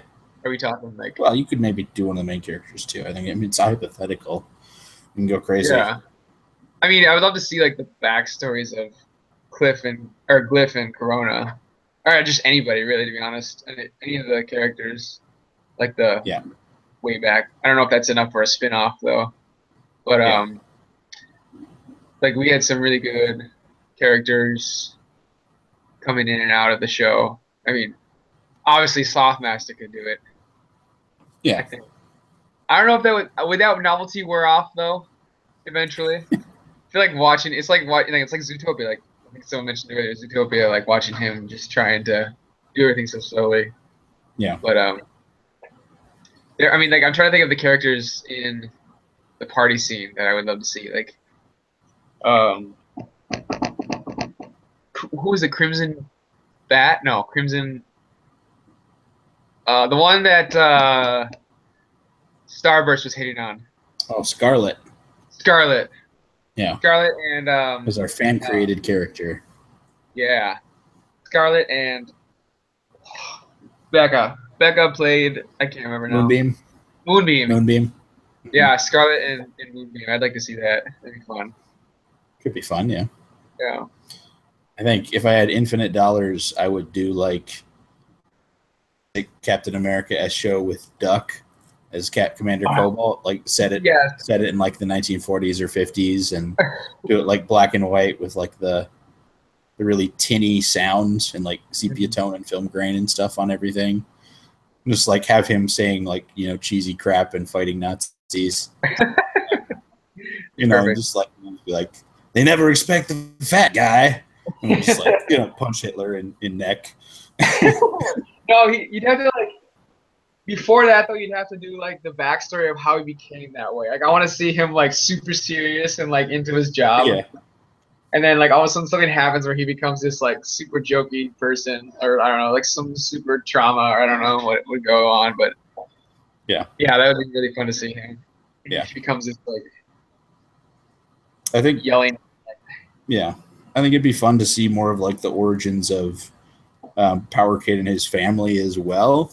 Like the only problem I have with like showing that is that it does get dark. Like Power Kid didn't have a great childhood. That was rough for him. So like it kind of leans away from the the funny aspect of the show that we've done. Right. Yeah, for sure. So it's a little trickier that way. But still don't know who his mother is. Yeah. It's a mystery. It is a mystery. I mean, I guess, it would be tough to make it funny. Yeah. Especially in a trauma-filled situation like that, yeah. Yeah. For sure. Reminds me of I'm watching Orange is the New Black right now, and that's kind of what they do with the characters. Is they show the backstory of each one in an episode, and it's like always, usually almost always like traumatic in some way. So Right. it's hard to make a comedy out of that. So, but then it comes back to the characters and their antics and stuff. So I could see it happening. It would be a longer episode or actual multiple episode type thing. Mm-hmm. So it'd be fun. Yeah. What is the grunt work of super careers in the world of Super Academy? Cleaning up after all the damaged buildings. Yeah, probably. Like, or just like, you know, ancillary police force. Just like, hey, we can't get an officer over here. Can you go and punch out some bad guys? Or like, can you go like guard a jewel in case somebody shows up? Just like, fine, I'll be a mall security guard today. Yeah. I always thought about, like, I was just thinking about that recently, what the actual, dudes with super strength or super speed working for construction companies. Because, like, you can't find the work as the heroes. Yeah, like the mundane stuff, like transport and things like that. Like, that'd be, it would just be so, it would be so weird to see, like, powers used for just mundane things like that. I guess, I don't know, would they be paid more? They'd be paid more, right? Maybe. There's probably like a dude who teleports who uses that ability as like a taxi service, a very high-paid taxi service, and makes turd loads of money, just hand over fist stacks of cash. Yeah, or like or someone who can like swim and breathe underwater is like a local fisherman. He just calls in all this fish every morning, just boatloads of fish he does himself. Yeah, I just thought it'd be funny that way. I don't know. Who would like? What would the villains even be like? I'm just curious with the because like it heightens. It doesn't even heighten the. It does it heighten the villains then? Like because they're the ones trying to do the bad things. I don't know. It's just weird to think about. Sure. Because it always seems like villains in movies are like extreme over the top. Like there aren't a lot of like just mundane villains that like try and rob a bank or something like that. You know, those are like always the henchmen and things like that. Right. It's always the heroes thinking big enough. What? They're not thinking big enough. Right, exactly. So I'm just curious to know, like, if there's like a villain who's just a bank robber. That's all he does. He's just really good at it, and no one can ever find him or like figure it out because he's just super fast or whatever. So yeah. How would you? Yeah, I don't know how you'd fight that then. I don't know. These superheroes are crazy, man. Yeah. It's fun to hypothesize about the world, though. It's neat. All right, on the spot. Go ahead. Yeah. Well, one of the reasons I like think about that a lot is because it's like we're so inundated with different superheroes and the different abilities, and it's like flooded. The market seems like it's always there. So I'm just always curious to know what can you do different about superheroes? Like what perspective or viewpoint can you go about doing another superhero story that hasn't already been done before? Because it's like it seems like a lot has been done, but like you can do like the guy who wants to just live his life but still use his powers or something like that. Yeah. It looks like Becca Barney has joined us. Hello, Becca. Thank you for joining us. You just missed Kyle, but now Becca plays Moonbeam in season 1, and she is fantastic. So on the spot here, what is a good name for a superhero brand for a donut shop? Ooh. Donut shop. Yeah. I've been thinking about this for the last couple of minutes as we were wrapping up this last question. I still haven't figured it out. That's a tough one. Kyle is the master of the puns. I'm not usually so good at them. I was gonna say super holes, but that sounds really no, really suggestive, and not just maybe super holes. Donut holes of the super world. No, it's bad. Yeah, this isn't my strong suit. I'm like crime fighting crawlers or like crime crawlers. Yeah. I can't do this like Kyle can. It's because he's a dad. It's because we're not dads. Yeah. Obviously, we don't have the dad power that he has to come up with these ridiculous Frosted Freedom. Trying to come up with like alliterative names or like Frosted Freedom Super Bowls. Frosted Freedom. Brought to you by Commander Cobalt. Perfect. I'm just going in the wrong place for this question. Yeah. Yeah. Looks like people approve of our choices for Gail Simone and Stan Lee. That's good. Also, somebody says Slothmaster is the only answer to the spin-off question. It's true. It's true. All right. What do you imagine a Starburst biopic directed by Starburst would look like? I imagine it would look like what's the Justin Bieber movie? Oh, it would look Believer. Never Say Never. It would look like that, yeah. except it would just be Starburst, like very vain and like self-centered and like over the top and like can do no wrong, angel boy, but still is like supremely trashy. It'd be like watching like a Kanye West video, like his music video. Except it wouldn't be as boring. Would it though? I mean, wouldn't it? I feel know. like I've never seen a Kanye video that I wasn't just like, oh, this is. I'll just listen to the song halfway through. I want to see. Let's switch to another tab. I want to see. I'm totally thinking of the Kanye and the Kim video where she's on the bike. I don't know that one. I want Starburst. Oh, I forgot the name of it. I forgot the name of the song, but it's Kanye West and it's Kim Kardashian. And like they're on this bike and they're riding and the wind is like blowing and stuff like that.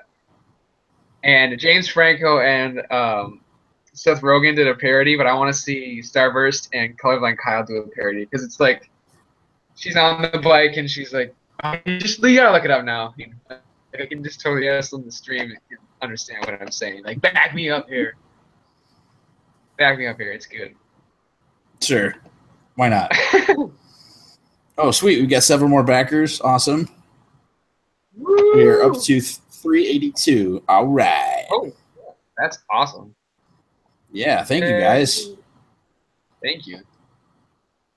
All right. Let's jump to another question here. Who is the biggest prima donna on set? Ooh. Who on set? That's a tough question to answer without getting me in trouble. It's me. Yeah, it's Ted. No, I'm kidding. I don't think it's Ted. I think like I will admit I was not the greatest at. There are things I need to work on. That's for sure. Like what?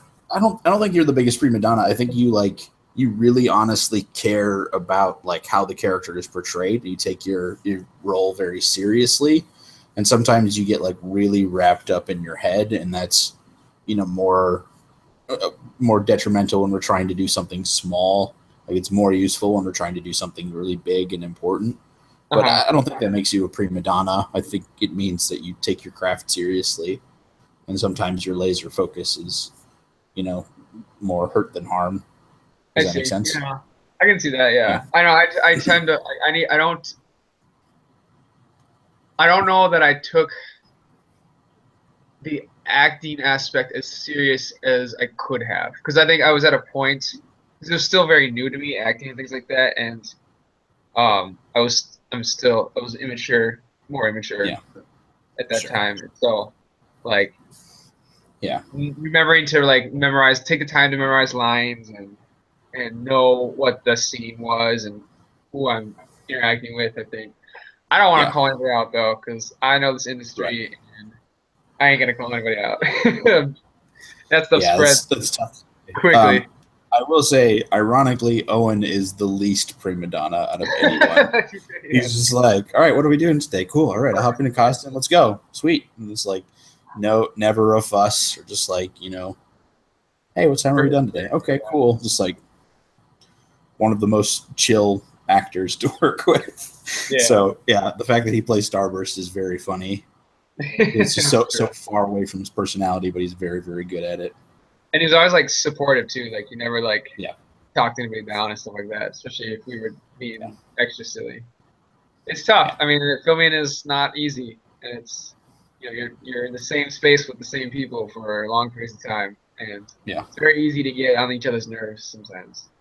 Yeah. So, learning the hard way what it's like to be, for me right now at least, learning the hard way what it's like to be on set with people right now. It's kind of what I'm going through. So I'm excited to see what it's like in bigger sets and things like that. So yeah, should be good. For sure. Out of random curiosity, since Edgar Wright got brought up earlier, is Scott Pilgrim versus the World something you draw on for the show's style and humor? That's a very funny movie, and like there's moments that are very strong in it, humor wise. I don't think we break the fourth wall as much as they do. And the awkward romantic aspects are not as interesting to me in terms of storytelling, because that's, I don't know if it's exactly what we're going for. We more want to tell a drama about the lives of the students more than like the romantic stuff. But if we had a bunch of money, I'm sure we'd have special effects that kind of approach that style. That would be fun. That'd be so fun. Yeah. I think we take inspiration from comics, from movies with comics styles, and we take movies inspiration from anime and all the other like nerd genres as a whole.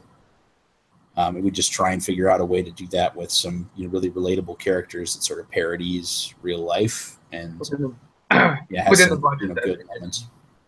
Right.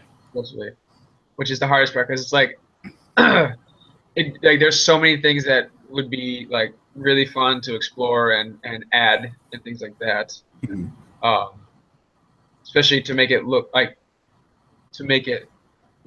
those things that people usually consume, when it comes to like Hollywood style and like super well funded productions. So it's hard to imitate that on a lower budget, but we do the best we can with what we've been given. And so we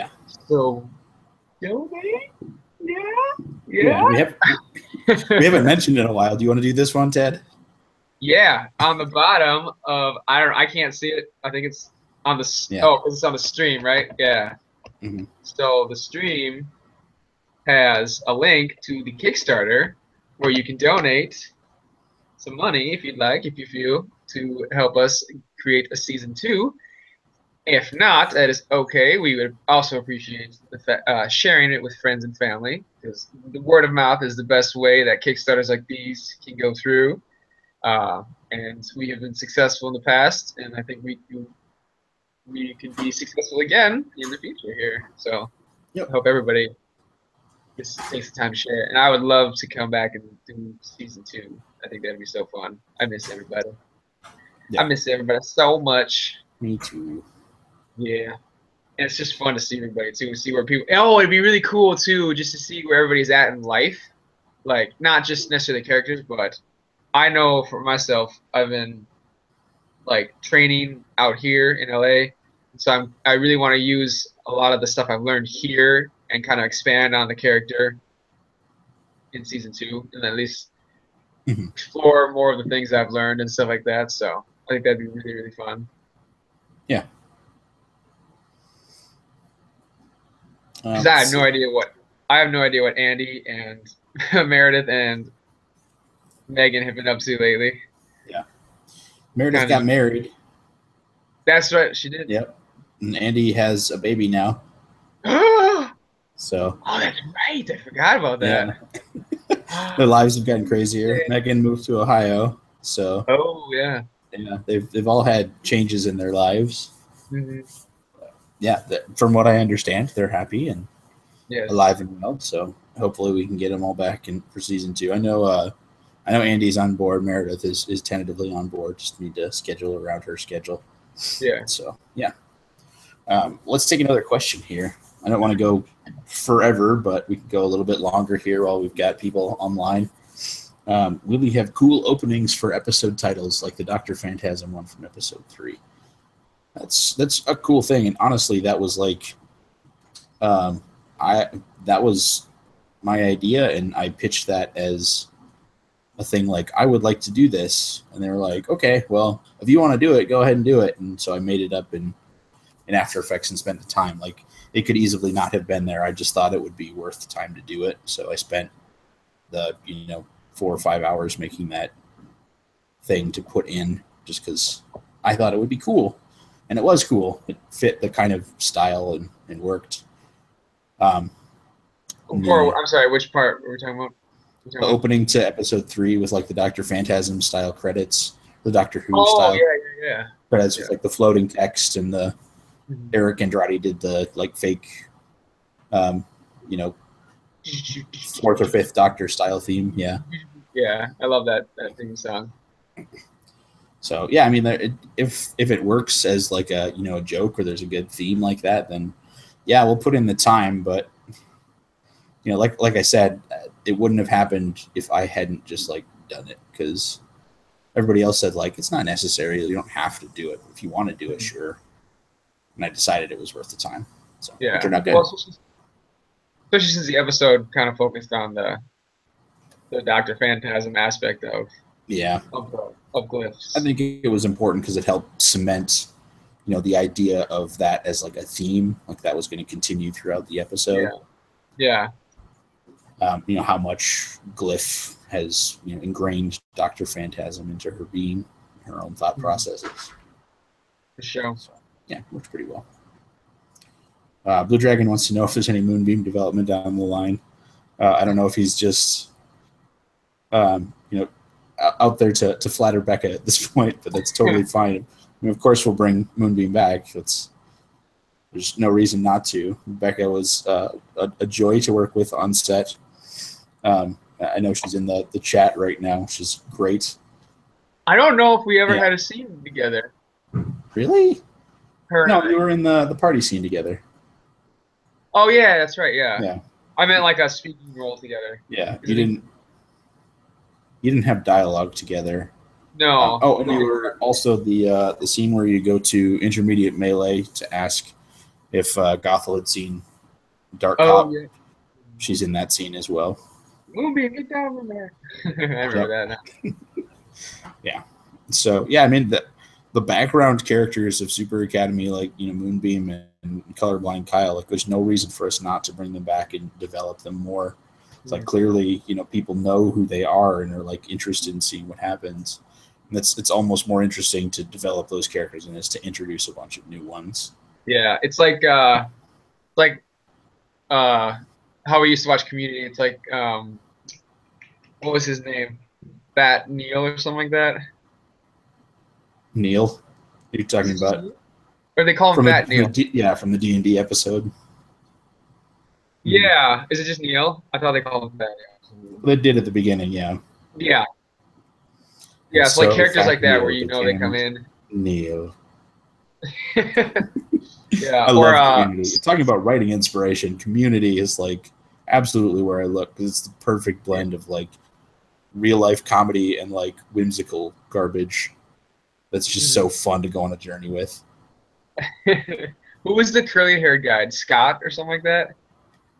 Curly haired guy. Or the one with the potato scene where they had to figure out who destroyed the potatoes. Yeah.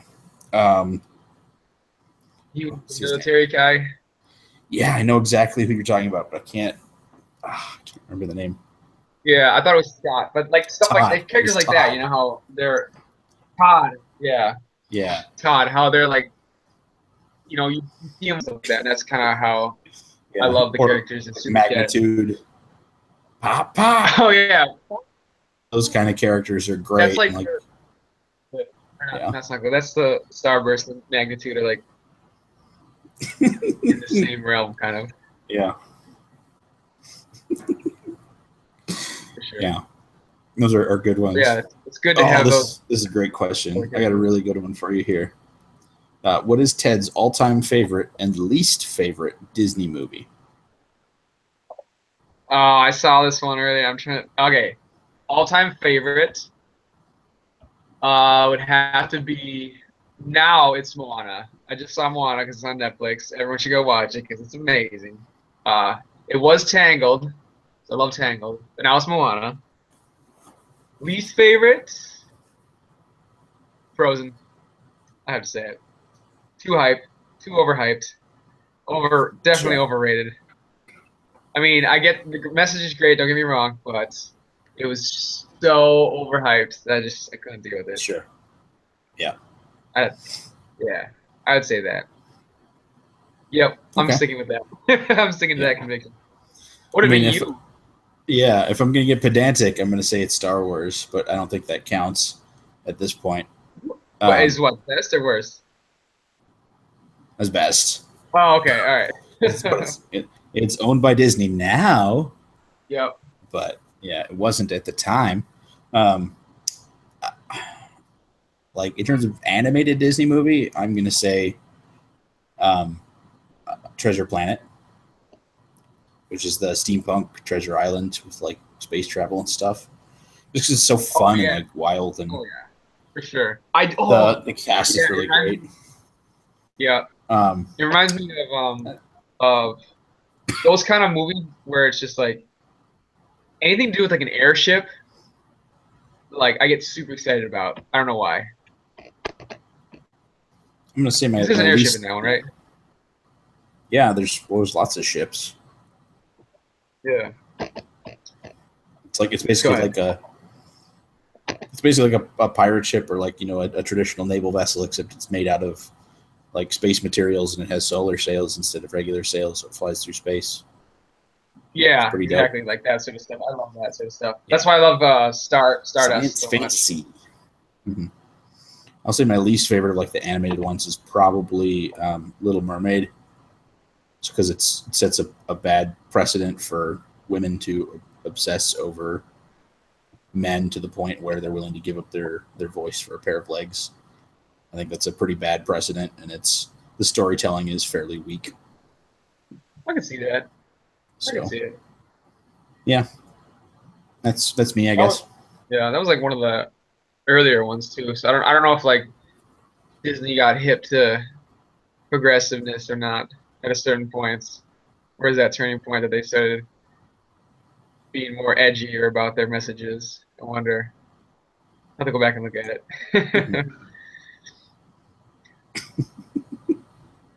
I was just thinking. I do love Maleficent now, though. After Disneyland. Yeah. Just also because of my new horns, but yeah, they were doing this. So they had the fireworks show, and we're like, okay, we're gonna stay for the fireworks, and we didn't know if it was gonna happen because it's based on weather. I don't know if the weather was permitted, and it was like really nice out, so we figured it was gonna happen. But sometimes it gets too hot, so they won't do it. But they did it, and so I had to take my horns off because Jeff couldn't see because I was standing in front of him. He asked me to take them off. So yeah, that's cool. But then, like, they did the first bit. I don't know if you've been to Disneyland. Have you been to Disneyland? Yeah, but not since I was a kid. Like, okay. I was probably like 13 or 14 the last time I was there. Oh, okay. Yeah, so they did the fireworks, and they did the first bit, and I'm like, oh, this is so cool. And I thought, this is really nice. And then it ended, and I'm like, okay, that was cool. But then it kept going, and it just, like, kept going and going and going. Like, it would have, like, these segments of fireworks and different, like, light shows and different voices. And I'm just, like, getting blown away by each one because each one's, like, a themed display. And it's fireworks, and there's different things, like, projected off the mountains. And Tinkerbell, like a live-action Tinkerbell is flying across the tower or across the castle. And I'm just like, this is crazy. And then all of a sudden, the green fireworks came on, the lime green, because you know when it's lime green, someone's evil. And so all of a sudden, you hear Maleficent in the background, like doing her monologue, and I threw my horns back on. I'm just like, yes. I threw the horns back on. I didn't really care who was standing around me. And I just started cackling towards the sky as these green fireworks were being lit up all around us. And I'm just like, okay, I'm freaking people out now, but it's fantastic. So I love Maleficent. And I don't watch. I think it was, what is it? Sleeping Beauty that she's from? Yes. Yeah. No. Yes. I can't remember. I get them mixed up. Yeah. Sleeping Beauty. Yeah. I need to go back and rewatch it so I can. Dude, I didn't watch the new one with Angelina, but anyway, I'm done. Yeah. All right, let's take like a handful more questions here and then wrap up, just so I can get to bed here to get up and get prepped for conversion tomorrow. And so we'll take maybe another 3 or 4 questions here before we wrap up for the night. It looks like we've got another backer, although I can't see who it is. But thank you if you're watching. Thank you for backing us. Thank you. Okay. Let's see. Are there any superpowered sports in Super Academy a la Quidditch? It's an interesting idea. I feel like there's a restriction on superpowered individuals being in normal sports for sure. Or would it be a super league? Well, yeah, but like, if you play a game of like football and one dude, can teleport. Oh, well, yeah. I feel like that guy's not allowed to play. Yeah, like a normal game of football, obviously, but like if there was like a superhero league sports, I could see it. Yeah, the guy who shoots lasers from his eyes is probably like not appropriate in the settings. Like, throw me the ball. The guy who has super strength. The guy who has super strength can hit home runs just like there's no tomorrow. Yeah. Actually hits it so hard it comes back and around the planet. Yeah. Right. So I'm going to say no, because I think in real life it's just too silly to imagine that that's a possibility given the random assortment of powers. Or if he did, would it be regulated? Would like certain people be allowed to play so that they're matched? Huh? Maybe. Yeah. Parker throws on some football helmet and some pads. Yeah. Slip arms people. Tarkov's on the same team. He just launches some sort of netting at the opposite team. There we go. Yeah. That's all I got. I don't have much for that. All right. Let's see. Which 4 side characters would you pair up in a Defender-style spin-off? Moonbeam, Colorblind Kyle. Good so far. Kneecapper. I want to see Kneecapper again. And you gotta throw Slothmaster in there for comic relief. Yeah. I mean, not that they're not all comic relief, but yeah, you know what I mean. Yeah. I mean, like I don't know about Defender style spin-off necessarily. Like, if we end up doing the musical, one of the things that I wanted to do is to do a boy band with Starburst, Bliffson, and Colorblind Kyle. That's right. I forgot about Bliffson. Yes. Because like they're all like just smarmy enough to like want to do something like that. So yep. That'd be I perfect. could see that being very funny. So maybe that's like my Defender spin-off is like the What If universe where they were a boy band. Or Auto-Tune. No, it would be what's his name?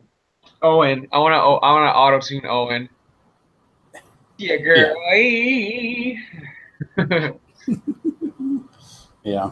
Otherwise, I mean, like, spin-off, I don't know about that, but like I want to use like it's our main characters. Power Kid, Dark Cop, Corona, and Glyph.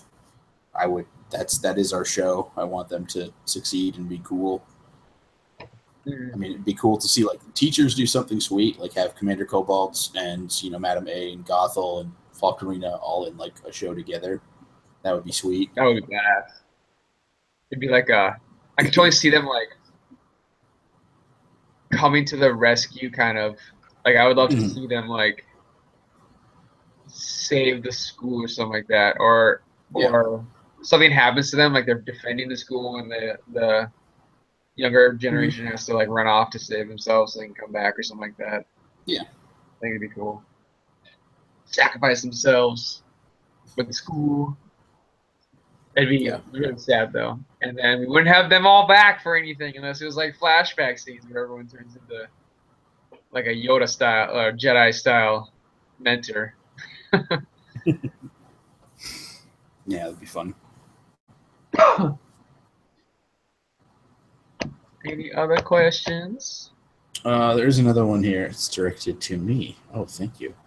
What would you do with Agent Carter Season 3 if you were show running it? Have you seen Agent Carter, Ted? I have not, unfortunately. Is that on, what's it on? Nothing right now. Blu-ray. Oh. It sucks. I know. It should be. If it's on Netflix, it's probably really good. Yeah. I think what I would do with potential Season 3 is I would have, because like from first season to second season, they changed it up. She went from New York to LA, and it was like a cool LA thing. I think what I would do is have her go undercover in Europe somewhere, like set it in, like Berlin or somewhere, and like have her like rooting out pockets of Hydra agents. Have somebody assign her to this, just like, all right, get rid of Agent Carter, and then she ends up, uncovering this like really scary Hydra operation there. And that would be really fun to see, like, what she could do with that, and of course bring back the side characters. Say, okay, I'll do it, but I get to bring Jarvis, and I get to bring Daniel, and the what's the sassy lady from season 2? I don't remember. There's a really great sassy big lady who's also a very good spy in season 2, and she has to come back because she's great. So yeah, I mean that's probably what I would do if I was given the reins to something like that. It's fun to spin hypotheticals, but probably never something that would be given to me as a rule. Something you can check out. Yeah, highly recommend Agent Carter if you haven't seen it, though. I will look into it for sure. I got a lot of time on here sometimes. Sure. That didn't make any sense. Yeah. Okay, let's do this as our last question since it's kind of appropriate. Any big, vague questions you can tease to really hype us up to find out in season 2? That's a tough one. I think what we're interested in exploring, we want to find out what Chaotrix does with her newfound authority. Having essentially allowed Deathside to be deposed as the villain supreme of the city, and taking over in his place is really interesting to me, and I want to see where that goes. I think she's out to prove herself as a strong villain, and the events of season 1 have set her up to do that in a cool, interesting way. I think Power Kid is going to be at a crossroads in a lot of ways, because he's defeated his father, and he's coming to the point where he's going to have to come to grips with the idea that Chaotrix may not be redeemed, might not be something that's going to happen, and I think he needs to make some more steps to like realize his full adulthood, and like what happens to me after I leave Super Academy. Like what is my identity? Who am I when I leave this building? Yeah. And I don't get to see Dark Cop and Glyph every day. I think Dark Cop needs to settle into, understanding the concept of teamwork more, and like, how do I be a team player, and how do I succeed? Once I'm outside my head more. And I think Glyph is, struggling with like, how do I leave here and immediately get a great job? Because I don't know how to do that. Or do I stay here longer so that I don't have to freak out about it? So those are kind of like the head spaces for the characters, like the main characters. And I don't know what's going to happen with Corona just yet, but like we have to address either her like returning to her own planet at the end of the stay, or find some way to keep her here longer if she's going to stay on. But what that looks like, I just don't know yet. So that's kind of like the head spaces for the characters, the main characters. And I think we have lots and lots and lots of room to develop all of those things. But it depends on, if we do a 2-episode arc, that looks really different than if we do a 4-episode arc. I don't know, how deep we go into each of those things with, one versus the other. So that's kind of where I'm at in that respect. Would 2 episodes be enough to do? I think so. Yeah. I mean, and that's, we can do 2 episodes of like a larger arc and, leave it as, this is finite, but here's the tease for what happens next. We could, if we don't reach where we want to get to there, we can say, well, here's what's coming next. You can see it kind of like we did at the end of season 1. Mm-hmm. Are you interested in seeing more? Yeah. I just, I want to make this show because I care about it. I think it's really cool. And it's something that I've really loved working on. I hope you feel the same way. Yeah, for sure. I think it's gonna boil down to coming up with something that's relatable enough, right, for people to want to see. I think that's the hardest part about making content nowadays, is because there's so much content available in different platforms and things like that. That it's got to be something that people can invest in and sort of feel like it's like they can be part of it almost, mm-hmm. or envision themselves being a part of. So yeah. Looks like we've got one other just kind of quick question here. Why'd you replace Dark Cops actor from the pilot to season 1? Baxter Roberts, the actor who played him in the original pilot, left the Twin Cities. He moved to LA, so there wasn't a possibility at the time for us to put him in. He was not able to make himself available to come back. The schedule just wouldn't allow it. So we decided to recast because we believe that the Dark Cop character is critical. I still do, to the function of the show.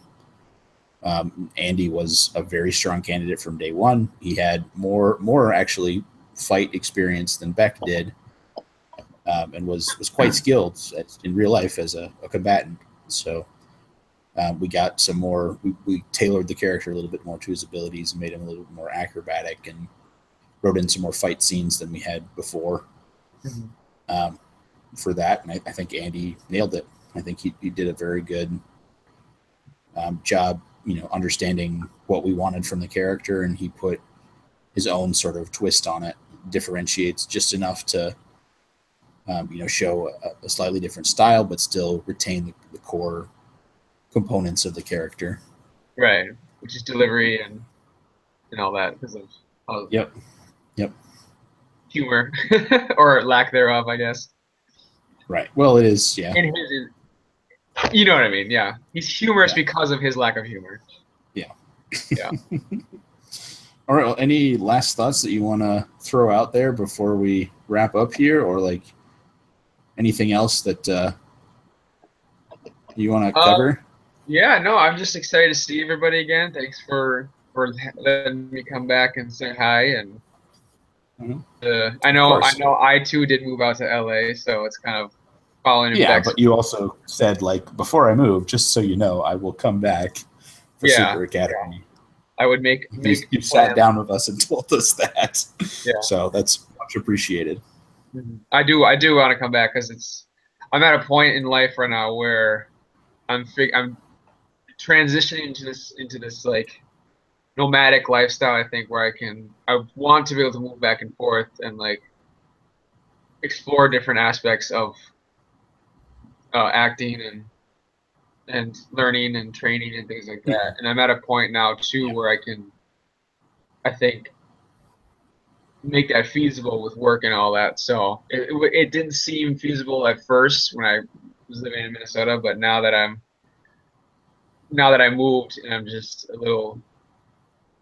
lot has happened since I moved, like for me personally and just inwardly and outwardly, like a lot of things changed. And I do not regret moving. I will never say I ever regret moving, but just because of all the things that have happened, but it's learning to make it all work again, sort of this different lifestyle. And so I do want to come back and see everybody, and I think it'd be really fun. I'm excited to see where season 2 would go now that Death Side isn't as well, who knows, as much of a focal point. So and also Yeah. I would definitely want to get a chance to explore some of the things I've learned in the acting field. So Yeah. I hope people donate and things like that, and we can get a chance to do that again. So Yeah. that is my take. I just want to see everybody again. Ah! Yay! Yeah, it'd be really fun. You know, I always like making movies, just not always consistent that I get to do it because money has to come from somewhere. And I can't just pour my savings into making movies. Right. Unfortunately, I gotta pay the internet bill. It's right. It's a fickle business. Yeah. Unless you have connections and loads of dollars to throw at things, it's very grassroots when it comes to the other stuff. So yeah, we'll see what happens. Yep. All right. Well, I'll make one last pitch here. If you haven't yet, please check out the link below here. There's a link to our Kickstarter, so you can back our project. You have some spare dollars you can spend, or if there's a reward that looks enticing, we have some pretty cool ones, including an exclusive signed print from Christopher Jones, who's worked on the Young Justice, Doctor Who comics, and Gargoyles, Bad Guys, Parallel Man, New Batman Adventures, all kinds of stuff like that. It's fantastic. He's a real professional comic artist who's going to do some incredible work for us. We've also, he's a great guy. He's in our Kickstarter video. We've also got these guys. This is a prototype. This is a Super Academy fridge magnet, or it's going to be eventually. It's nice and big. It's like a real 3D printed logo that you can put on your wall. We're also going to have keychains, like these guys, little tiny ones that will hang from your wallet or your keys or however you want to do it. So those are pretty cool ones, as well as, of course, downloads of the series and all that. And then, finally, I do want to just say thank you guys for coming out, for supporting us. Yes. That means the absolute world to all of us that anyone showed up at all to back us, and that's incredible regardless of whether we're successful or not. I really want to, just express how inexpressible that feeling is, because it's really, really special.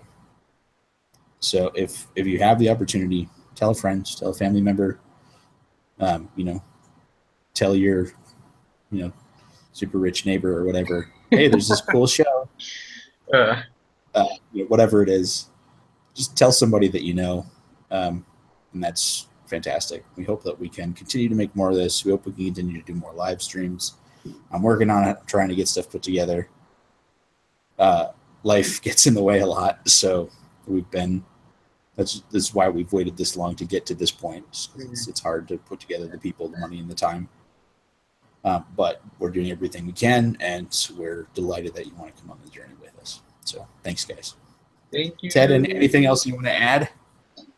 I'm gonna get out there on the street. I'm gonna start hustling myself for extra cash to make this work. Please don't do that. I'm gonna sell my body. I'm ready. I'm ready and willing. There's a lot of people out here, I'm sure, who need some love. Okay. I mean, I won't encourage that behavior. But if somebody offers you $1 million, I'm gonna if it was me and somebody offered me $1 million, I would do it. I'll do it. I'll do it. At my own risk. Yeah. I'm just kidding. Yeah. Might be a little extreme. Anyway, that was we do what we can. I thought I had to laugh. End on that thought. Yeah. So. Thank you, everybody. Thank you so much. Yeah. Thanks so much, guys. Have a wonderful evening. Yes. And hopefully we'll see you again soon. For sure. Bye. Bye.